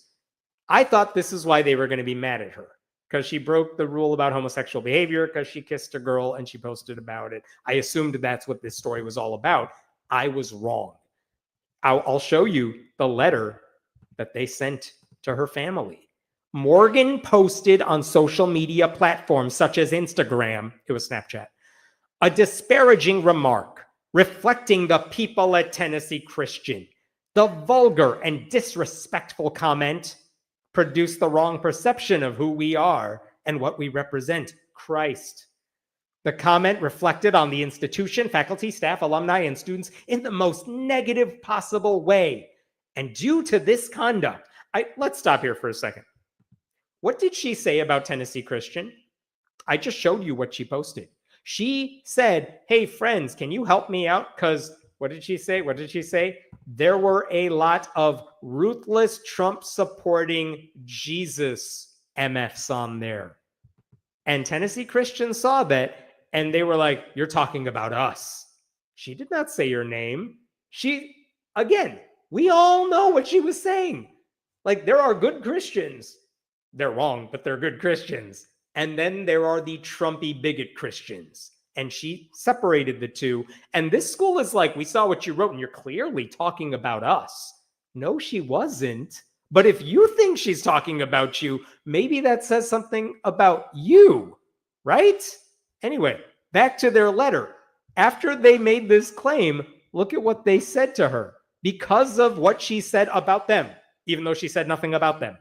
Morgan will not be allowed on campus for the rest of the year. That includes graduation. She cannot graduate with her classmates. She doesn't even get to go to the athletic banquet. She's one of the star basketball players on their team. She couldn't go to the athletic banquet. Then they said, oh, her diploma, yeah, she can't get it at graduation because see above. Oh, we'll mail it to you in a month. Also, she will not comment about the school or anyone associated with the school. If this online slander continues, check this out. Records of posts and messages will be forwarded to colleges and universities. They're going to threaten her college acceptance somewhere by basically going to them and saying, hey, you know that girl you accepted from our school? Let us share what things she posted privately on Snapchat. Like, what the hell? What school goes out of their way to sabotage a student for something like this? Like, if you got accepted to a school and then your school found out you like plagiarized or cheated on your final exam, I understand why the school would be like, hey, colleges we sent recommendation letters to, you should know this update. That is not what happened here. And then finally, they said, we'll send you your diploma in a month. Haha, look at the picture. We got a picture of it. So they sent that to the family. And here's where it gets really interesting because, again, I want to point out, she didn't mention the school or anyone who worked there. She wasn't defamatory. She did not slander them. She wasn't even hostile toward her school. She was talking about like the crazy ass Republican motherfuckers in her family. So I don't know what the big deal was. But because of their overreaction, they went and banned her from graduation, banquets, and getting her diploma. and threatened to sabotage her future. Her parents, to their credit, were mad at the school. I was surprised by that. I thought they'd be like, well, Morgan deserved it because of everything she did. No, check this out. What did they say to a local news reporter? Her mother said, I was shocked, and then I went to anger. And she's talking about the school. Her mom was mad at the school because how dare you treat our daughter like that, right? And I just want to reiterate, the school did not comment on her same-sex relationship, even though deep down, everyone seems to know that's what this is all about, right? They focused on her honest admission that conservative bigots wouldn't like it, which they took as a personal insult for reasons I still do not understand. But because of that interpretation, they were threatening to punish her with whatever leverage they had. Now, here's another interesting thing. According to that rule book that says two things. One, homosexual behavior is forbidden at this school. And also, you violated our social media policy by defaming us online. The social media policy also says in their handbook that if this is your first time offense, the punishment you get is a 1-day in-school suspension, not banning someone from graduation and refusing to give her a diploma. So they went from 0 to 60 at the first sign of pushback. And by doing that, the school was ignoring their own stated rules about how to treat students. So guess what Morgan and her family are now doing? Oh, it's glorious. They just filed a lawsuit against the Christian school for punishing her for doing nothing wrong. It is fantastic. This lawsuit says very clearly, nothing in Morgan's... Oh, let me go ahead and find it. Here we go. Look at number 35. Nothing in Morgan's public post was vulgar, disrespectful, or slanderous, and the post does not refer to the defendant in any respect. That is unbelievable. And then what else do they say? Instead, where is this here? Instead, number 39, Morgan's statement describing some ruthless Trump-supporting Jesus MFs referred to members of Morgan's own family with whom she was connected on social media, people who, in Morgan's view, profess but do not practice Christian principles of love, acceptance, and compassion. That's what Christianity is, right, everybody? This is the section that kind of boils down what this is all about right here. Even assuming for the sake of argument, I love this lawyer, by the way, even assuming for the sake of argument that Morgan actually violated the defendant's social media policy, she did not, and was not disciplined pretextually for being gay, she was. Because Morgan had never before been disciplined for violating the social media policy, the maximum consequence that the defendant could permissibly impose for a first-time social media policy violation was minor, a 1-day in-school suspension. Nevertheless, in its haste to suspend Morgan for being gay, because we know what this is about, the defendant violated its own disciplinary policy and summarily imposed a long-term suspension, more than 10 days instead. As a result, Morgan was forbidden from attending school from that point forward, and she was not permitted to take final exams. And why does that matter? The school said, just go home. We don't want you here. You don't get to take final exams, but you'll just get the grades you get. I learned this later. Morgan's grades were, let's say, I'm making this up. Let's say her grade was like at a B+. She wanted to earn the A. Well, the only chance you have to earn the A is to really nail that final exam. So by not letting her take the final exam, she lost the opportunity to improve her GPA that one last time. And so she wanted to take the finals to show that she actually knew the material, and the school was not giving her that opportunity. I thought that says a lot about who she is, right? So you have to wonder, what was the school thinking it would accomplish by punishing one of their best students for something so harmless? Because instead of giving her the send-off she deserved, they ruined what should have been some of the highlights of her high school experience. So this lawsuit ends with a request that if the school loses, they have to remove the suspension from her record, let her take the final exams, give her the damn diploma, stop threatening her college prospects, and pay all the legal costs associated with it. And the school did not respond yet formally to the lawsuit, but they issued a press release. This is great. They issued a press release recently that said this: "We firmly reject the misleading allegations outlined in a recent lawsuit. As of 11 a.m. on May 22nd, we have yet to be served with process for the alleged lawsuit." So maybe you're making it all up. "The administration and board of trustees expressed deep disappointment over the inaccuracies contained in the alleged file." What inaccuracies, you guys? What did she make up that you think is unfair? "Despite this supposed legal dispute, Tennessee Christian remains fully committed to delivering Morgan Armstrong's diploma." Yeah, you're going to send it to her a month later. It's not the same thing. Listen, I have a diploma somewhere. I don't know where. I'd never hung it up. You know why? Because it doesn't matter. It's a piece of paper. The fun thing about getting the diploma was crossing the stage during graduation with my friends, and so my family could see me crossing that stage. The paper did not matter, and they deprived her of that.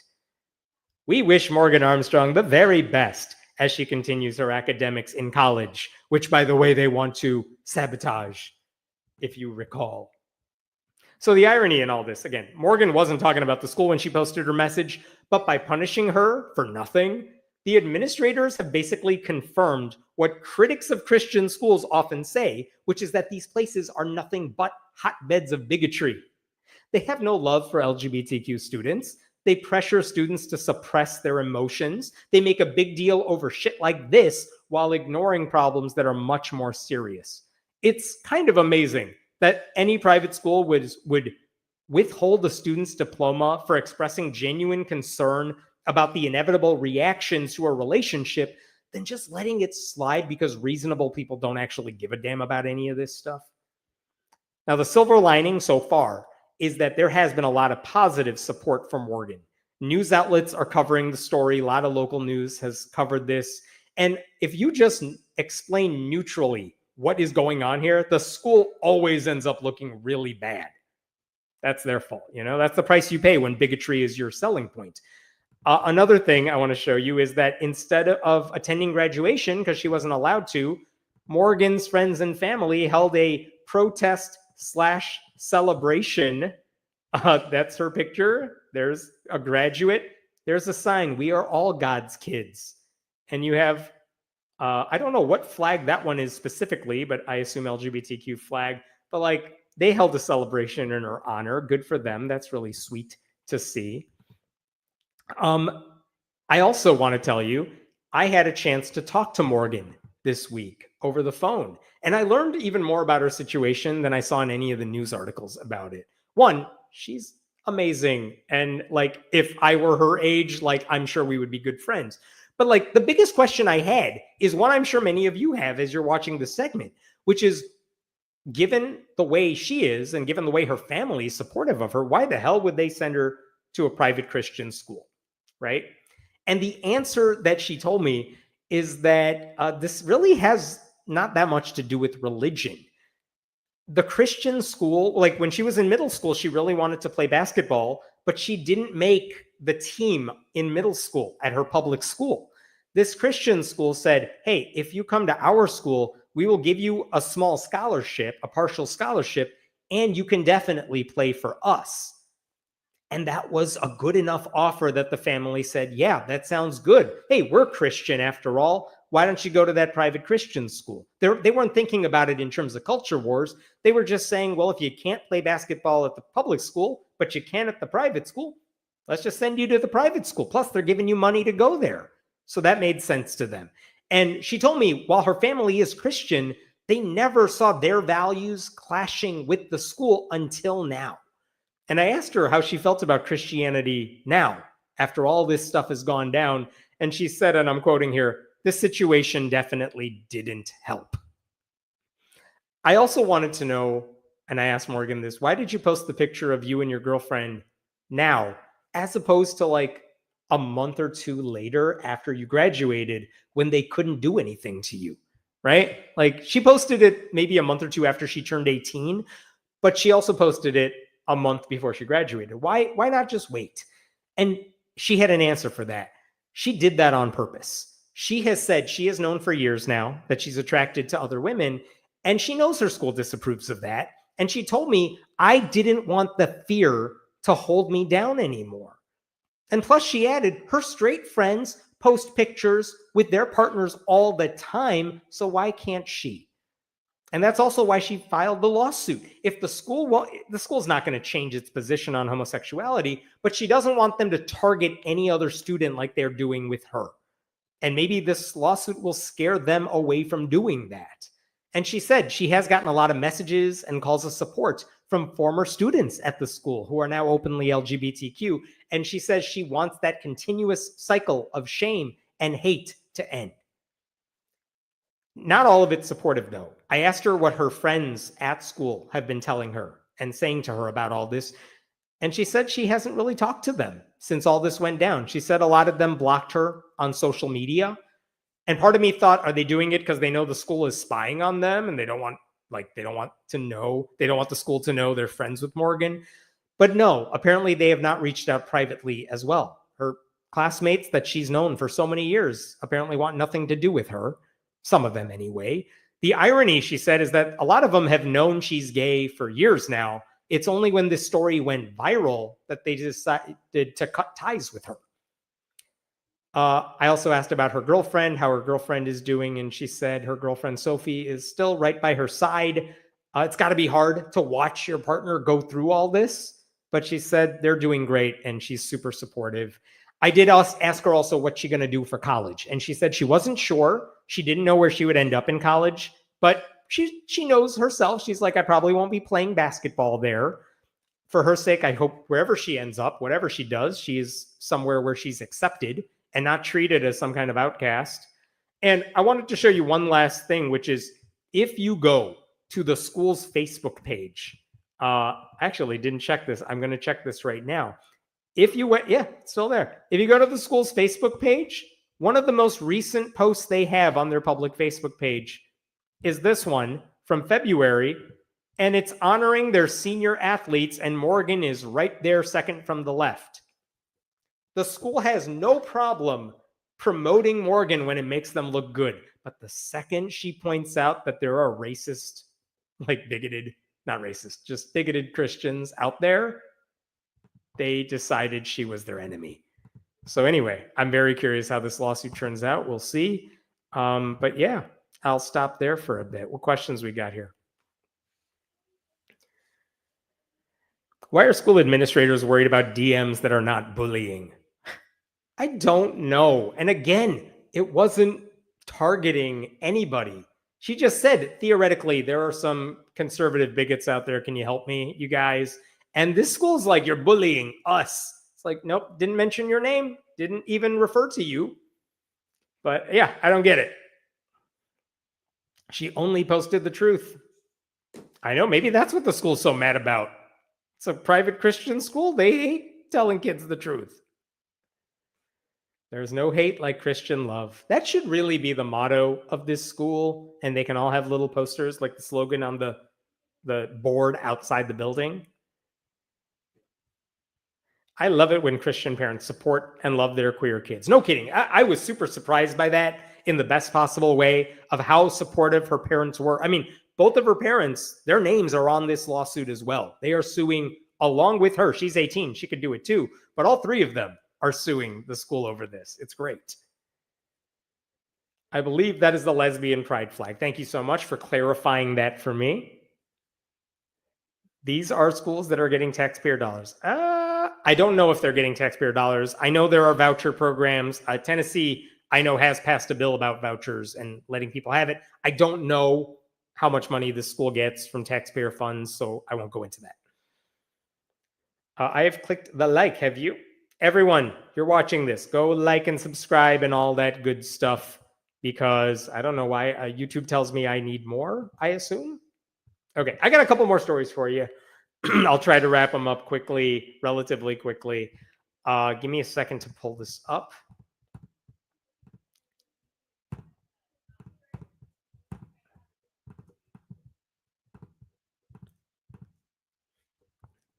Yeah, these are hopefully a couple shorter stories, but they're important. Okay. I don't know if you know this, but there is a law called the Individuals with Disabilities Education Act that basically guarantees that students with disabilities can get free public education. And in California, they allow those students to attend private schools, even out-of-state boarding schools, as long as those schools meet those kids' needs, and it's paid for entirely by taxpayers.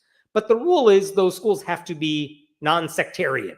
As long as they're, like, for example, if you are a student who's deaf, maybe going to a public school, even if they have like a social worker or a teacher who can help you out, that's not the same as going to a private school that focuses specifically on students who are hard of hearing. And maybe it would serve you better if you went to a school like that.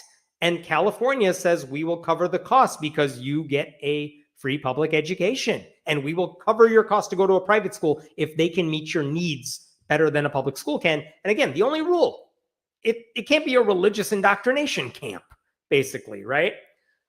But now there is a recent decision made in California that says, okay, students can go to private religious schools on the taxpayer's dime in California. Like, this is a self-inflicted wound against church-state separation. Maybe the only solace is it's not coming down from the Supreme Court. It's just a state-only rule. So, like, what the hell is going on here? Basically, here's the story. A few years ago, 3 Orthodox Jewish parents sued the California Department of Education. They said they wanted to send their kids to Orthodox Jewish schools in Los Angeles, but the state said, yeah, we're not paying for that. And they said, no, it's necessary because public schools don't account for all the extra absences because our kids have to observe religious holidays and maintain a kosher diet, and the public schools don't accommodate it the same way. And these kids, I don't know what their disabilities were. I'm assuming they had whatever type they had, but they filed a lawsuit. And they said it was unconstitutional for California to deny covering the cost of sending their kids to a private religious school. And their lawsuit was then backed by right-wing zealots at the Beckett Fund for Religious Liberty. And initially, a U.S. district judge said, yeah, this is not a real case. Like, you can go to your public school, or the state does not have to pay for you to go to this private school. And the judge dismissed the case. But last October, the Ninth Circuit Court of Appeals ruled unanimously there is merit to some of these claims that are pretty serious. And the justices said that, hey, look, the Supreme Court has said in recent years, if you offer to cover the costs of private schools for anyone, then you have to include private religious schools. So in California, if you are covering the cost of private schools for students with disabilities, you also have to cover the cost of private religious schools that students with disabilities may want to attend. And so that's the ruling they made. And it is, I guess, logically, that is an extension of what the right-wing supermajority on the Supreme Court has said, even if I happen to think it's a complete distortion of what the Constitution says. But they've been doing this since 2017 with rulings that just chip away at the church-state boundary, right? And it wasn't just a victory for the families either. According to the San Francisco Chronicle, 22 states, led by Idaho, filed arguments supporting what these families were doing to challenge the California law. Basically, all the right-wing states, they filed amicus briefs supporting what they were doing here. Now, here's why I'm bringing this up now. It is possible for the state of California to appeal this decision once again and take it to like to a higher court, but the odds are slim that any of this will change. And then last week, the state announced how it would plan to move forward. And let me show you this. The state announced in a statement, check this out right here. If I could find this, here we go. This is what the state said to resolve the litigation. And the defendants are California. The defendants agree that they will not appeal from the ruling. Basically, they settled the case and they said, fine, California says we will pay for the cost of religious education for those students. We reserve the right to seek reconsideration if the court doesn't do everything, blah, blah, blah. Plaintiffs agree that they will not appeal. Okay, I'm not going to get into all the legal mumbo jumbo. Basically, California said, yeah, we could appeal this ruling, but we're not. We give up. We're just going to pay for the religious education for students with disabilities under our rules. So, yeah, are we good now? And the other side said, yup, we're good with that. And both sides said, cool, then we're settled. This is how Beckett Religious Fund responded to this. California spent decades treating Jewish kids like second-class citizens. Today's settlement ensures that Jewish kids with disabilities can access the resources they need and deserve just like everyone else. I just have to say, coming from the right-wing, mostly evangelical zealots at Beckett, this idea that, yeah, California really has it out for Jewish kids is just bullshit. This had nothing to do with the fact that they were Jewish. And Beckett is not defending religious liberty here. Beckett likes this case, because it helps destroy church-state separation. And the state of California, I think, and I'm not a lawyer, but still, I think California came to the decision that it is better to just take the L. We lost this case. Let's just say, fine, in California, we will fund private religious education for students with disabilities if that's what they want to do, rather than appeal this to the Supreme Court, which could blow this up and make this a nationwide thing. So I think that's the calculation they made in California. I kind of get, if that's the reasoning, I kind of get why they would do that. I spoke with Nick Fish, the president of American Atheists, but he did welcome some aspects of this decision. What he told me is that this agreement is not, as the Beckett Fund suggests, some sort of far-reaching victory for school privatization proponents. Instead, it sidesteps a full-blown dismantling of the First Amendment and prohibits all parties from appealing the case up to a Supreme Court that seems eager to dismantle public education. However, he said, the narrow scope of this agreement means religious entities, for now, will be held to a significant amount of oversight, regulations, and other requirements, like not discriminating against students. We expect those oversight requirements will turn most religious schools off from cashing in on this attempt to rake in taxpayer dollars. That's a really interesting point he makes, because in the state of Maine, where they went to the Supreme Court saying, hey, Maine, you pay for public education, including for some private schools, so you got to do it for religious schools too. And the Supreme Court said, yeah, you do, Maine. So Maine's lawmakers said, fine, but if we give you money, you can't discriminate against like gay and trans students.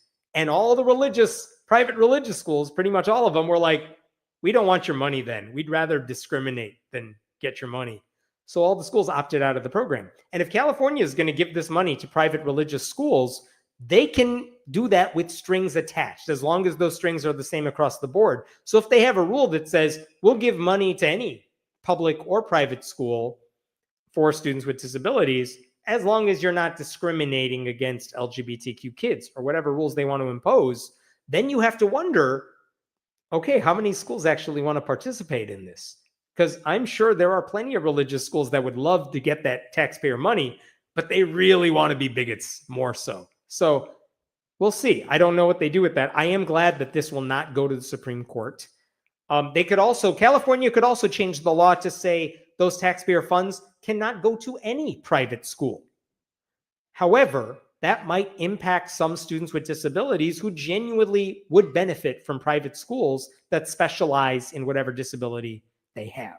So the irony is that the current law actually allowed students to do what's best for their needs, but the revised rules brought about by this lawsuit kind of watered down those rules to make things worse for everyone. But the best we can hope for is that the regulations in place for all schools keep the worst religious actors away. One thing I could not get an answer to, how does California define students with disabilities? Is it someone who has a 504 plan, someone who has an individualized education program, an IEP?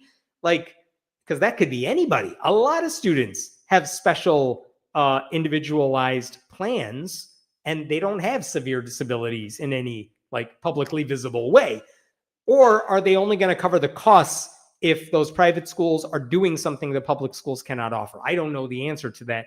What I'm worried about is, are a lot of religious families now going to use this loophole to try to get tuition paid at private religious schools by just saying, oh, my kid has a disability, therefore we're going to send him to this private religious school on California taxpayers' dime. I don't know about that. I did try to get an answer to that from Beckett. They would not respond to me. But there you go. We'll see how conservative Christians run with this settlement victory to further erode church-state separation, but maybe this was avoiding a bigger catastrophe down the road. What questions we got there? And then I'll move on to my last story. And presumably there are not that many specialty religious schools with special services facilities for disabled students. I mean, I have to think you're probably right about that. Like most of these private religious schools, they barely thrive on tuition dollars. Like they don't make enough money, and maybe some of them do. But even then, if you're thinking like some Catholic schools still exist, but the amount of resources they have is finite. And the odds that there is a specialized religious school for people of that faith. Oh, and by the way, they also specialize in a particular disability. Like, how many schools are we possibly talking about here? And you have to then ask, if there's some religious school that says, well, sure, we handle students with, disability X or Y, do they? And is it really better than what a good public school would offer? I don't know. I don't know how they're going to sort through this. The BBB is going to make all this moot. What do you mean by that? The new budget bill. Okay. I don't know where you're going with that. I don't know how that makes this, how that changes everything here. So I'll withhold judgment there. What else we got? Are you familiar with the way out Christian cults, like where they actually believe ex-cons or what are we talking about? I have no idea what we're talking about. We're going to have to try that one again. Thank you for that donation. I appreciate that, Sean. Thank you so much. Yes, all the rest of you, why haven't you clicked the like button? All right, I got one last story for you. I wanted to end on a high note. This is a good story. Give me 1 second to pull it up, and then we'll move on to last call with Den. Let me pull this up really quick. Okay.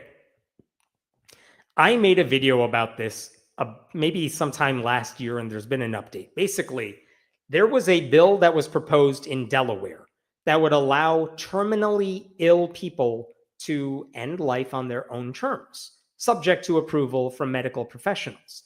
And it was sponsored by a state's representative. I'll show you him right here. This is Paul Bombach.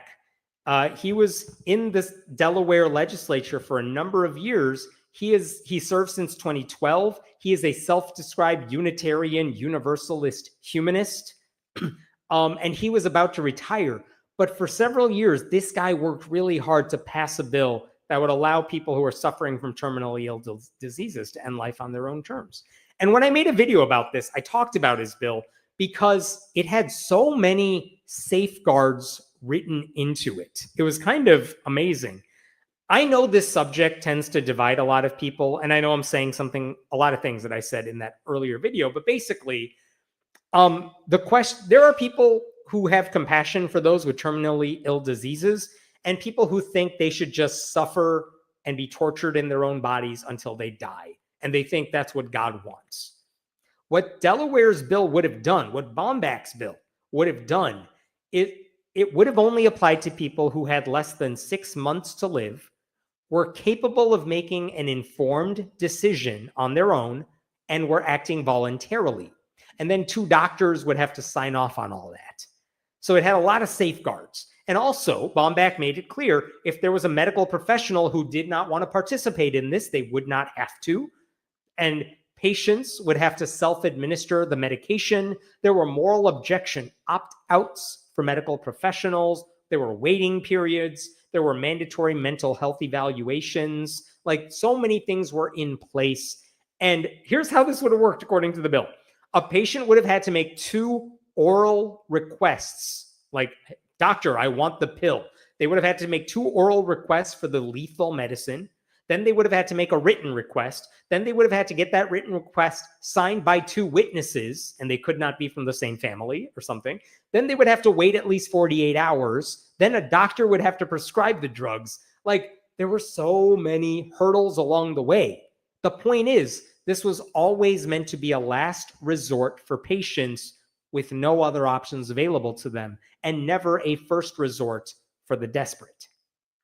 I think that is a humane thing to do, because the only other option for those patients is unimaginable suffering for the remainder of life. That's awful. And by the way, I want to show you this. It is not just me, some liberal dude, saying this. Gallup has done polling on this, and check this out when it comes to end-of-life situations. America's support for the legality of end-of-life intervention. When it comes to doctors allowing, should doctors be allowed to end a patient's life, like by injecting them with some medicine or giving them medicine? 71% of Americans say yes. And what percentage of Americans believe doctors should be allowed to help patients by like giving them medicine that the patients would then have to take themselves? 66%. Like, I'm sorry, I'm covering that up. 66%. That's a level of agreement by Americans that you see very little of these days on anything. But the bottom line is that Americans overwhelmingly say, yeah, if you're gonna die in a couple months and your entire life is physically painful, and you say, I would like to end it now on my own terms, that seems like the humane thing to do.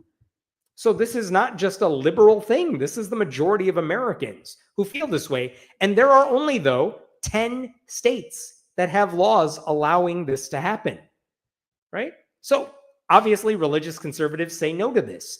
They say taking your own life, no matter the reason, goes against God's wishes, that you got to let nature run its course, even when you're terminally ill and in constant pain and there is no hope for recovery. They think the God who inflicted that pain upon you should get to torture you as long as he wants. The Diocese of Wilmington issued a statement last year that said there is no justification to take an innocent life. Meanwhile, they were defending like predator priests who ruined plenty of lives. But anyway, I want to be clear. What we are not talking about here are patients who are having bouts of depression or just who want to end their lives on a whim. This is not about that. This would not help those people at all. We are talking about patients whose lives are not going to get any better. There's no cure for it. Doctors can attest to that. Those patients should be allowed to end their life on their own terms, having said their goodbyes, and they should not be punished for wanting to do that. So this bill, though, it's hard to get through the legislative process. Baumbach had been proposing this legislation since 2015. It never even came up for a floor vote until last year. And without getting into all the details, it eventually passed through the legislature, and all that was awaiting it was a signature from the Democratic governor, John Carney. And then guess what happened? John Carney decided to veto that bill. And this is what he said last year. This was not in my video that I made about this in the past, because I thought Carney was going to sign it. He was Catholic, but I did think he was going to sign it. But this is, what's the date? September 20th, 2024. This is what Carney said at the end. I still don't believe a firm consensus has been reached on what is a very difficult issue in Delaware or nationally. Last year, the AMA reaffirmed its view that physician-assisted suicide is fundamentally incompatible with the physician's role as healer. And he's right. That is what the AMA says. They are wrong on this. And although I understand not everyone shares my views, I am fundamentally and morally opposed to state law enabling someone, even under tragic and painful circumstances, to take their own life. As I've shared consistently, he was not consistent. I am simply not comfortable letting this piece of legislation become law. So he vetoed it. After all those years of Baumbach trying to get this passed, he finally got a vote on it, and it finally got to the governor's desk, and the governor said no. That's a Democratic governor too. And then Baumbach retired because he always was going to retire, and I have to assume he thought, shit, the biggest thing I wanted to accomplish, I did not get done. I will say, when local reporters asked Baumbach what he thought about the veto, he did not hold anything back. And check this out. This is what he said.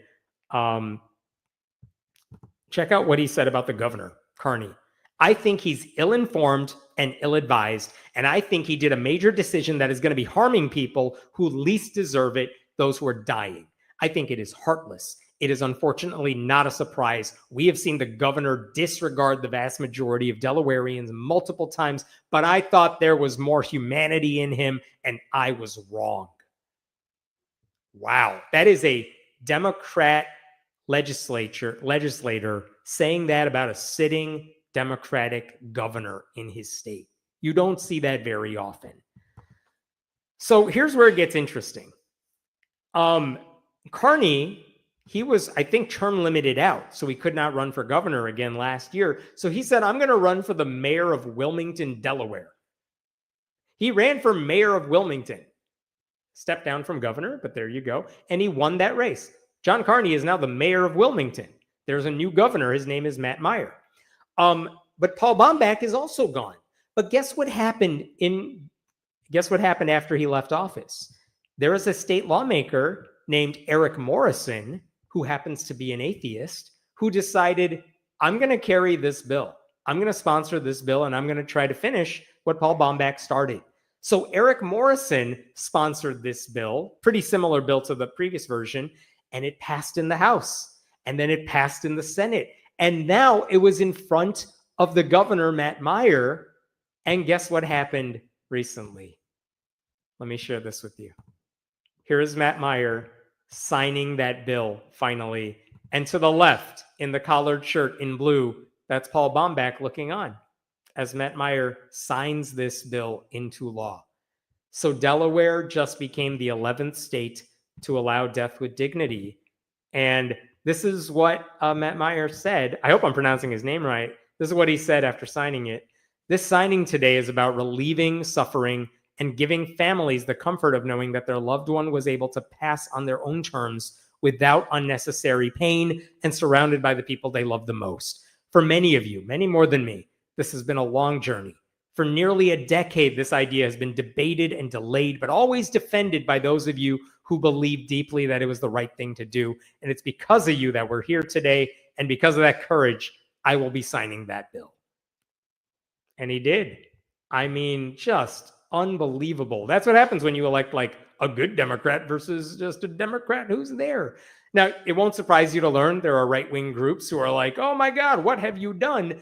One anti-abortion group said, with very much opposite day logic, that this bill offers no compassion, no hope, and no help for vulnerable members of our society, which is just the dumbest thing to say. What? No compassion?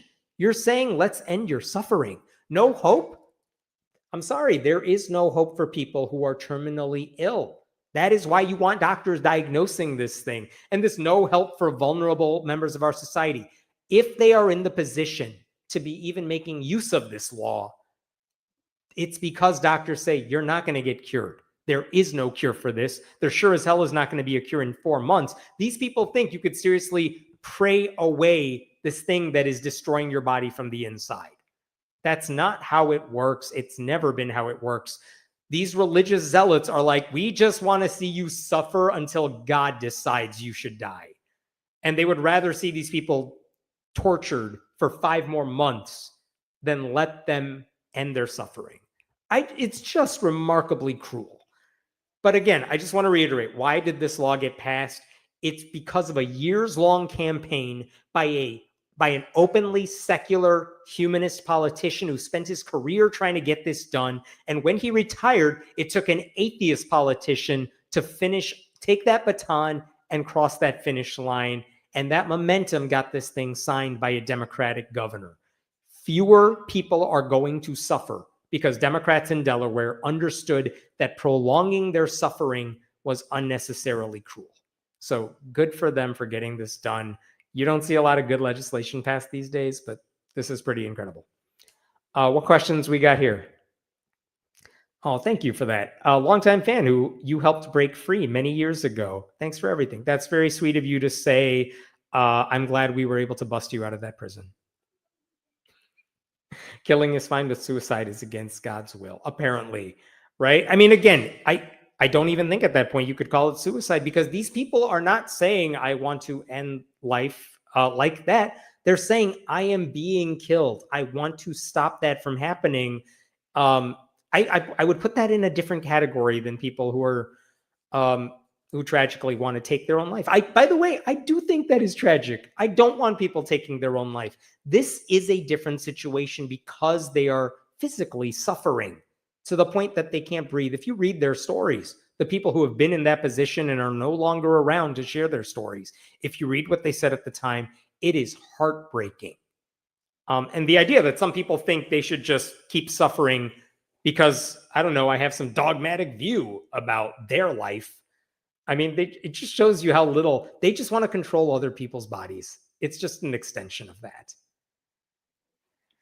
Isn't this an option in Canada? I believe that is true, and I don't have the details in front of me. I think Canada offers this as an option nationally because everything they do with healthcare is so much better than the dumb piecemeal approach we have in the US. Is it true that suicide became a sin because too many slaves would end it all rather than suffer? That's an interesting question that I do not have any thoughts about. I haven't thought about that one. I don't know the answer. I'm sure someone does. If it's inhumane to do it to a human, why the hell is it humane to do it to a dog, right? People put their pets to sleep all the time in cases where they feel that it's the humane thing to do. Either it's humane or it's not. You don't get to pick and choose just because they don't like it. Yeah, and again, it goes back to bodily choice. These Christians who are against it want to control someone else's body. They do it to women. They want to do it to people with terminally ill diseases. It never stops. They just want to control other people's lives. The big medical lobby would fight this too. They'd be out so much money. I hope they don't. Again, I'm shocked that the American Medical Association is still against this. That to me is just heartless for for actual decent medical professionals to do. I looked for why they felt that way, and I don't think it's incompatible to sign a bill like this and believe we should do no harm. I don't think assisted suicide and do no harm are incompatible. They strike me as the same thing. We're both trying to alleviate pain. Thank you for that, Robin. I would smash the like button consensually. Thank you. Smash away. I love it. All right, Den, we are going to go to last call. These are things I tweeted and have clearly forgotten about. So, Den, take me through it. What do we got on this one today? Okay. This dude, what's his name? Pastor Gene Kim. He does these sermons, and I subscribe because he's insane. And I like watching his sermons specifically because, and I'm not going to do it here, but I'm asking all of you to do it. When he draws these diagrams, and if you zoom in on them, they're always crazy. Always. 100% of the time, they include weird stuff because it's not like a timeline of biblical history or something. If you zoom in on this picture, there's a UFO in there. And I don't know where in the Bible that appears, but it is in his sermon. I don't know why. I'm not watching the rest of the sermon to find out why, but it is there. And I don't know. That's kind of why I subscribe to him. What crazy thing is he going to draw next? And why do people still listen to this guy? One thing I will say, I've never seen the camera pan out to his audience. I'm always curious how many people he's actually talking to, because the answer could be anywhere from like 1 to 100. Could be 0 for all I care. I don't hear the audience commentary, but I have to wonder if he's doing all this for an audience of nobody. Oh my God. Okay, read the bottom post. Trump apparently said he's nominating Emile Beauvais, one of his personal lawyers, to serve as a judge on an appellate court. Other than a Supreme Court nomination, those appellate court nominations are a big freaking deal. This is basically how a lot of law gets resolved in our country, and Trump is nominating one of his dudes to this seat. I don't care what his resume is. This is some right-wing hack that Trump wants to nominate. But as Elie Mystal points out, the reason this seat is open so that Trump can fill it is because Democrats in the Senate had the opportunity to confirm a Muslim judge in that same seat, but a couple of Democrats said, I don't feel comfortable supporting this guy because they thought he associated with terrorists, which he didn't at all. and the record showed that. But a couple of Democratic idiotic senators are like, I don't feel comfortable confirming this awesome Democratic judge. So they didn't confirm him. And now that seat is open. And now Trump and the Republicans in the Senate are going to replace him with this right-wing hack who's just going to do whatever you expect right-wing justices to do. Just utterly irresponsible by the Democrats in the Senate. And Chuck Schumer and Dick Durbin, who leads the judiciary side of the Democrats, they are so bad at this. It is infuriating.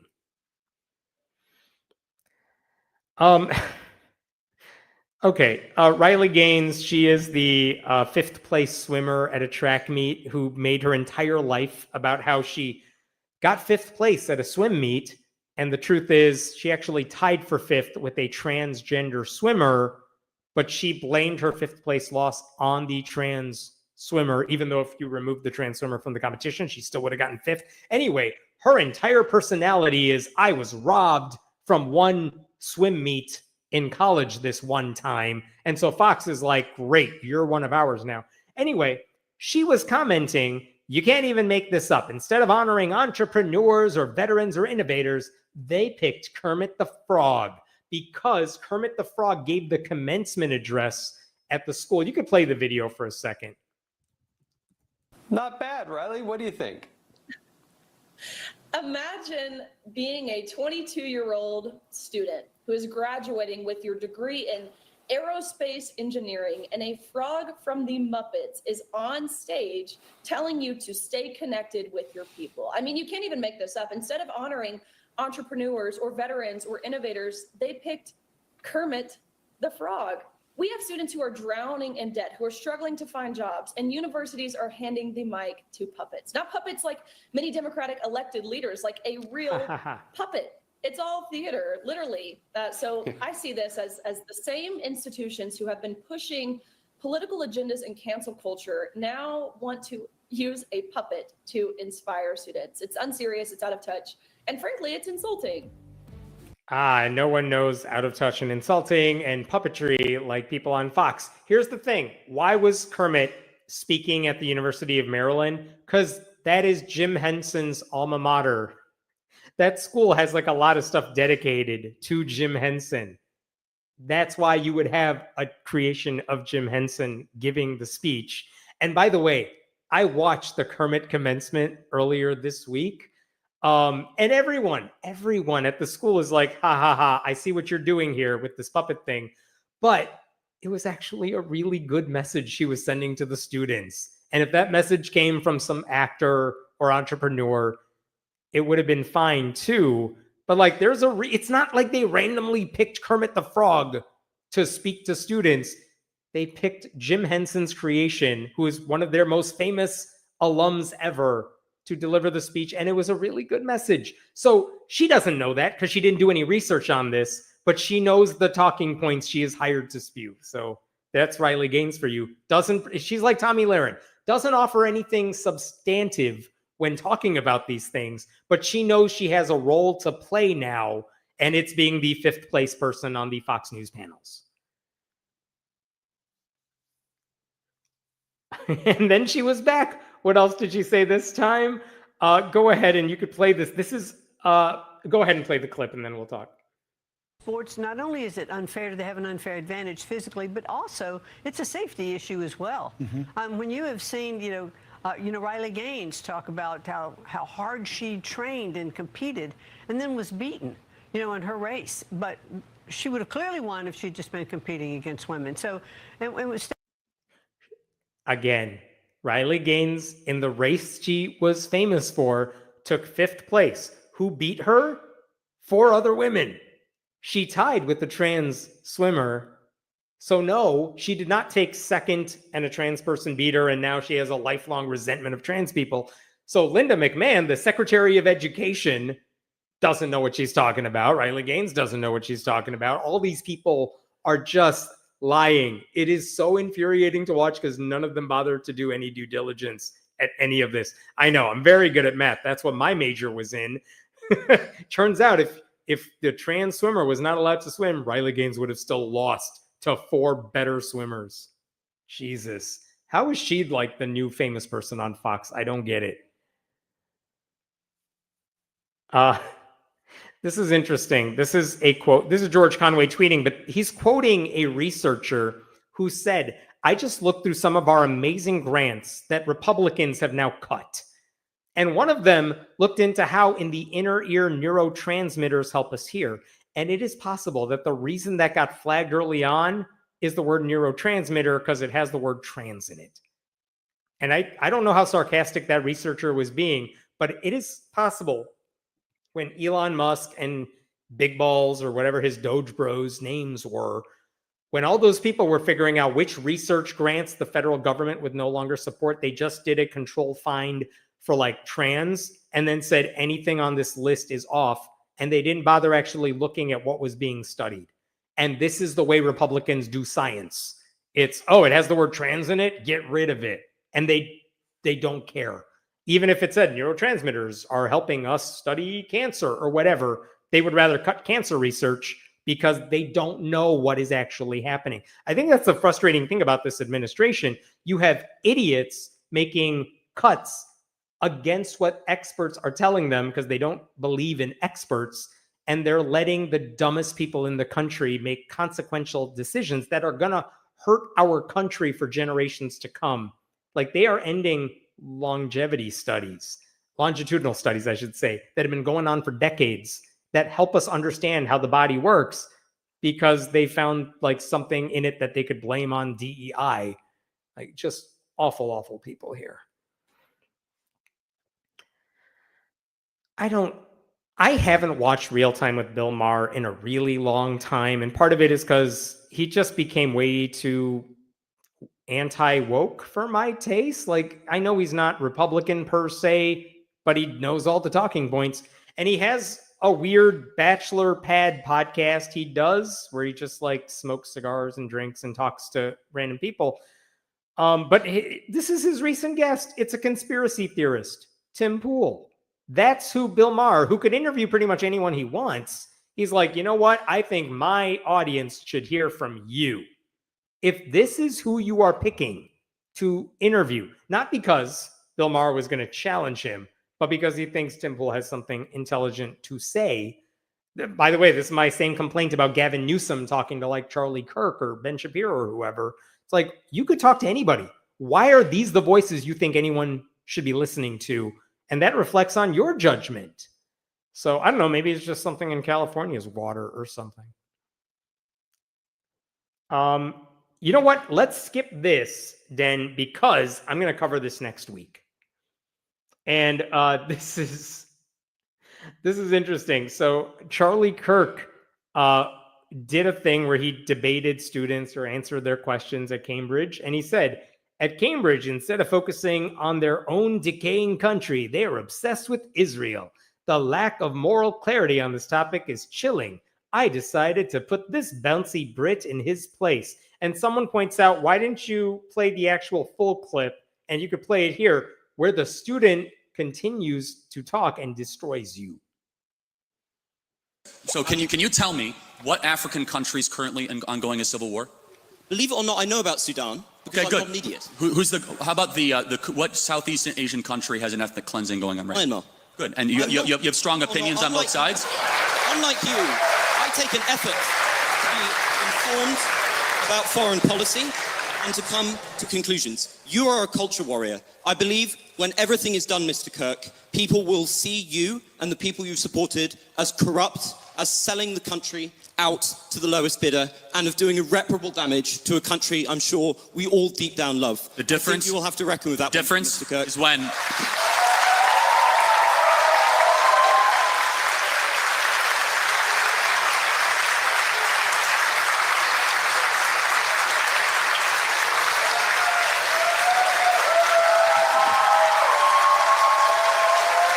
That was not included in the clip Charlie Kirk played in his original video. So, yeah, very interesting. Selective editing right there. Yes. Good job, Ron Weasley, right? And this is wild. Just go ahead and play. This is Christian nationalist Pastor Joel Webbin, who says if everyone gets to vote, people like him should get more votes because he's just more important. My voice is more important. Yep. So I'm fine with everybody having a vote, but I should get 20. I should get 20, and then there's other people, and I'm not just talking about myself, there's other people who should get 100 and other people who should get 500 votes. Or what you could do is you could just say, no, we're actually just going to take votes from one sector of the population. And it's going to be heads of household who are married and committed to having children, furthering the next generation, and they're heritage Americans. So not just American citizens, but they've actually been here for generations back. So they have a stake in the past. They have children. They're married with children. So they have a stake in the future. So they stake in the past, stake in the future. They're working. They're land owning. They're head of household. Yes, I'm speaking of men. And those individuals will have a vote. And it doesn't mean that nobody else has a voice, but everybody else will have a voice underneath their federal headship. Like, these are the same people who, 100 years ago would have been like, well, certain people shouldn't be allowed to vote at all, or they need to pass a literacy test, or they need to pass these hurdles that don't apply to the rest of us because we're special. I mean, there is no difference between that and him saying like, well, everyone can vote, but people like me should get way more votes because my voice matters more. And he says that this is not a trick for him. This is Christian nationalism. This is what like those right-wing theologian types, this is what they actively push. I know people are joking like he's saying the quiet part out loud. He was never quiet about this. This is totally what he pushes publicly over and over. And what's scary is this is not a fringe position by some random kook. This is the sort of thing that a lot of young men, a lot of Christian, conservative Christians, these are the sort of people they are listening to. And they firmly believe that even if his specifics are insane, he has the right idea that certain people should not be allowed to vote. And who are those people? Well, it's anyone who doesn't act and think and live the way they do. I mean, it's racism, it's bigotry, it's just a different flavor of it. Yes, I really do think this is not an act for any of these people. Just like I don't think Donald Trump and the Republicans around him, I don't think they're all actors. I think they are actually dyed-in-the-wool believers, and they really are just that stupid. Like, I don't think Marjorie Taylor Greene or Nancy Mace are putting on an act. I think they're really just that dumb. Fox News people, like, I don't think Riley Gaines is putting on a show. I think she's just that dumb. She also knows what she needs to say, but it's not like she knows better. These people do not know better. This is what they believe, and they always have biblical justification for it. And this is the thing, I don't know all the details about this yet, but I want you to go Google this. And Drew, a genetically modified skeptic, is a part of this as well. But American humanists fight authoritarianism. And I don't know if it's a live stream or what, but if you are interested, this is going on next Thursday night at 7 p.m., probably when we're doing this show as well. But Google that right now. And if you're interested, I won't be offended if you're doing that next week. But check it out. And it sounds like a really good event and a good cause. And Den says he's going to be there as well. Just before this show. Oh, yeah. I forgot the time. I don't know what I'm looking at 7 o'clock. I always start 7 o'clock my time. I don't know what that is over there. But anyway, go check it out. Do anything you can to participate. And all right, I think we're done. Thank you. I know it's a long one again. Den, thank you for helping me out with moderation. Thank you to all of you for watching and supporting. You know the drill. Go to friendlyatheist.com and subscribe. And you could support this channel by going to patreon.com/Hemant, or there are a million links down below you could use if you want to support what we're doing here. And I'll see you next week. Thanks, everybody.